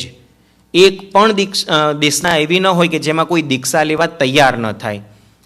જ્યારે ગૌતમ વગેરે ગણધર ભગવંતો બન્યા ત્યારે તે જ દિવસે ચંદનાને પ્રથમ સાધ્વી તરીકે બનવાનું પુણ્ય પ્રાપ્ત થયું. કૌશાંબી નગરીથી દેવોએ ઉપાડી લાવીને ભગવાનના સમવસણમાં મૂક્યા અને ચંદનાએ પરમાત્મા પાસે દીક્ષા લીધી. પછી તો મૃગાવતી વગેરે ઘણા બધા સાધ્વીજી ભગવંતો પણ વધતા ગયા. પરમાત્માને કેવળ જ્ઞાનની પ્રાપ્તિ થાય એટલે દેવતાઓ 9 સુવર્ણ કમળની રચના કરે. પરમાત્મા જ્યારે હવે ચાલે ત્યારે એમનો પગ જમીન ઉપર ન પડે, પણ સોનાના કમળ. આપણને એમ થાય સોના તો આટલું બધું હાર્ડ હોય તો એના પર પરમાત્મા પગ મૂકે તો વાગે નહીં. ના, રિયલમાં જે કમળ આવે એની જે કોમળતા હોય, એની જે સોફ્ટનેસ હોય, એના કરતાં વધારે સોફ્ટ આ કમળ હોય. અને એના ઉપર પરમાત્મા પગ મૂકતા મૂકતા આગળ વધે. પાછળ 7 કમળ હોય, આગળ 2 કમળમાં પરમાત્માનો પગ હોય. જેવો પાછળનો પગ મુકાવીને આગળ લઈ જાય, છેલ્લું 7મું એટલે કે 9મું રહેલું કમળ આગળ આવી અને પરમાત્માના પગ નીચે ગોઠવાઈ જાય. જ્યાં જ્યાં પરમાત્મા પગ મૂકતા જાય ત્યાં ત્યાં એક એક કમળ આગળ આવી અને પરમાત્માને આગળ સુવર્ણ કમળની રચના થાય. પરમાત્મા જ્યાંથી વિહાર કરે, કાંટા સીધા હોય તો ઊંધા થઈ જાય. વૃક્ષો પરમાત્મા તરફ ઝૂકી જાય, પરમાત્મા ઉપર પંખીઓ પ્રદક્ષિણા આપે. કેવું એ દ્રશ્ય હશે! આપણે બધી ખાલી કલ્પના જ કરવાની, પણ કલ્પના કરીએ ને તો આમ 3.5 કરોડ રૂવાણા ઊંચા થઈ જાય કે મારા પ્રભુજી કેવા અદ્ભુત છે, કેવું અદ્ભુત શાસન આપણને પ્રાપ્ત થયું છે, કેવું જબરજસ્ત પુણ્યનો પ્રભાવ હશે કે પરમાત્મા જ્યારે વિહાર કરતા હશે કેવું એ દ્રશ્ય હશે. અને એવા પરમાત્મા 30 વર્ષ સુધી આ પૃથ્વી તટ ઉપર વિચરણ કરી અનેક આત્માઓના કલ્યાણ કર્યા. શાલિભદ્ર જેવા, અભયકુમાર જેવા પરમાત્માના ચરણે ગયા. શ્રેણિક મહારાજા, મેઘકુમાર, શ્રેણિકની 23 રાણીઓ, ચેલણા વગેરે બધા પરમાત્માના શાસનને સમર્પિત થઈ. સુદર્શન શેઠ જેવા શ્રાવકો, એટલું જ નહીં, અર્જુન માળી જેવા પાપી આત્મા, દ્રઢ પ્રહારી જેવા પાપી આત્મા પરમાત્માના શરણે ગયા તો તરી ગયા. અનેક આત્માઓનો પરમાત્માએ ઉદ્ધાર કર્યો. એમ કરતાં કરતાં 30 વર્ષને અંતે પરમાત્મા છેલ્લે અપાપાપુરી એટલે અત્યારે જે આપણે પાવાપુરી કહીએ છીએ ત્યાં પધારે છે. એમનું આયુષ્ય તે વખતે 72 વર્ષનું થયેલું હોય છે. તે વખતે અષાઢ વદ 14નો દિવસ હોય છે અને પરમાત્મા જુએ છે કે હવે મારો અંત સમય નજીક છે, આયુષ્ય પૂર્ણતાને આરે છે અને હજે મારે આ જીવોને તારવા માટે, આ બધા જીવોના કલ્યાણ માટે ઘણું બધું કહેવાનું બાકી રહી ગયું છે. અને પરમાત્મા છેલ્લા 2 દિવસ પણ આપણા જેવા જીવોના કલ્યાણ માટે દેશના આપે છે. કેવી દેશના? 16 પ્રહર પ્રભુ દેશના, કંઠે વિવર વર્તુળ, મધુર ધ્વનિ સુર નર સુણે, તીને ગળે તિલક. પરમાત્માના કંઠની પૂજા કરતાં કરતાં કેટલી વખત આ દુહો બોલતા હોઈશું, પણ એના ભાવ શું છે? કેમ આ જ દુહો તે વખતે બોલવામાં આવે છે? એની પાછળનું રહસ્ય શું છે? પહેલા દિવસથી કહેતો આવ્યો છું, ક્રિયા એટલી બધી કરીએ છીએ, પણ ક્રિયાની પાછળ કયા રહસ્ય છે, કયા ભાવ જાગૃત થવા જોઈએ, કદાચ આપણે એ ભાવ સુધી પહોંચી શકતા નથી. પરમાત્માએ દેશના આપવાની શરૂઆત કરી. 1 પ્રહર પૂરો થયો. બધાને એમ કે હમણાં પ્રભુજી હવે સાઈડમાં પધારશે અને ગણધર ભગવંત આવીને દેશના આપશે, પણ ના, પરમાત્માએ દેશના બંધ નથી કરી. 2જો પ્રહર, 3જો પ્રહર, 4થો પ્રહર, બધા દિવસ રાતનું ભાન ભૂલી ગયા. કયો સમય જઈ રહ્યો છે, અમને શરીરમાં થાક છે કે નહીં, ભૂખ લાગી છે કે નહીં, કોઈને કશું જ ભાન નથી. જે બધા બેઠા છે એકી ટસે પરમાત્માની સામે જોઈ રહ્યા છે. અને પરમાત્મા પણ અંતિમ ચરણની, અંતિમ દેશના એટલા ભાવ સાથે આપી રહ્યા છે. બસ આ બધા જીવો છેલ્લે છેલ્લે પણ કંઈક પામી જાય, સાચું પામી જાય અને સાચા માર્ગે પહોંચી જાય. 16 પ્રહર સુધી, 48 કલાક સુધી પરમાત્માએ દેશના આપી. અને એ 48 કલાકની દેશના જ્યારે પરિપૂર્ણ થઈ ત્યારે પરમાત્મા સમવસણમાંથી નીચે પધાર્યા છે. બિલકુલ હવે અંત સમય નજીક છે. અષાઢ વદ અમાસની મધ્યરાત્રિ છે. આસો મિચ્છામી દુક્કડમ, આસો વદ અમાસની મધ્યરાત્રિ છે. ગૌતમ સ્વામી આદિ બધા જ ગણધર ભગવંતો, અનેક કેવડી ભગવંતો, અનેક સાધુ સાધ્વીજી ભગવંતો, અનેક શ્રાવક શ્રાવિકાઓથી પરમાત્મા પરિવરિત થયેલા છે. કેટલા બધા દેશના રાજાઓ પરમાત્માની પાસે ઊભા છે. અને એ વખતે પરમાત્મા ગૌતમ સ્વામીને આજ્ઞા કરે છે કે તમે બાજુના ગામમાં જઈ અને દેવ શર્માને પ્રતિબોધ કરી આવો. ગૌતમ સ્વામીને 1 સેકન્ડ માટે વિચાર નથી આવતો કે અત્યારે રાત્રે પરમાત્મા મને વિહાર માટે આજ્ઞા કરે છે. શું કારણ હશે? કેમ અત્યારે મને ત્યાં જવાનું કીધું? ના, જેને ખરેખર શિષ્યત્વ સ્વીકાર્યું હોય ને એ ગુરુના ચરણે એવો સમર્પિત થઈ જાય. ગુરુ એમ કે આ કૂવો છે ને એમાં તારે કૂદકો મારવાનો છે, 1 સેકન્ડ વિચાર કર્યા વગર કૂદકો મારી દે. પણ એ ગુરુ એટલે મહાવીર જેવા ગુરુ જોઈએ, તો પછી એ માર્ગે આગળ વધાય. બાકી અત્યારના કાળમાં આવા ગુરુ મળવા દુર્લભ છે, તો ગૌતમ સ્વામી જેવા શિષ્યત્વ મળવા પણ અઘરું છે. ગૌતમ સ્વામી દેવ શર્માને પ્રતિબોધ કરવા ગયા. આ બાજુ પરમાત્મા પોતાનો અંત સમય નજીક જાણી કાઉસક ધ્યાનમાં સ્થિર થયા છે.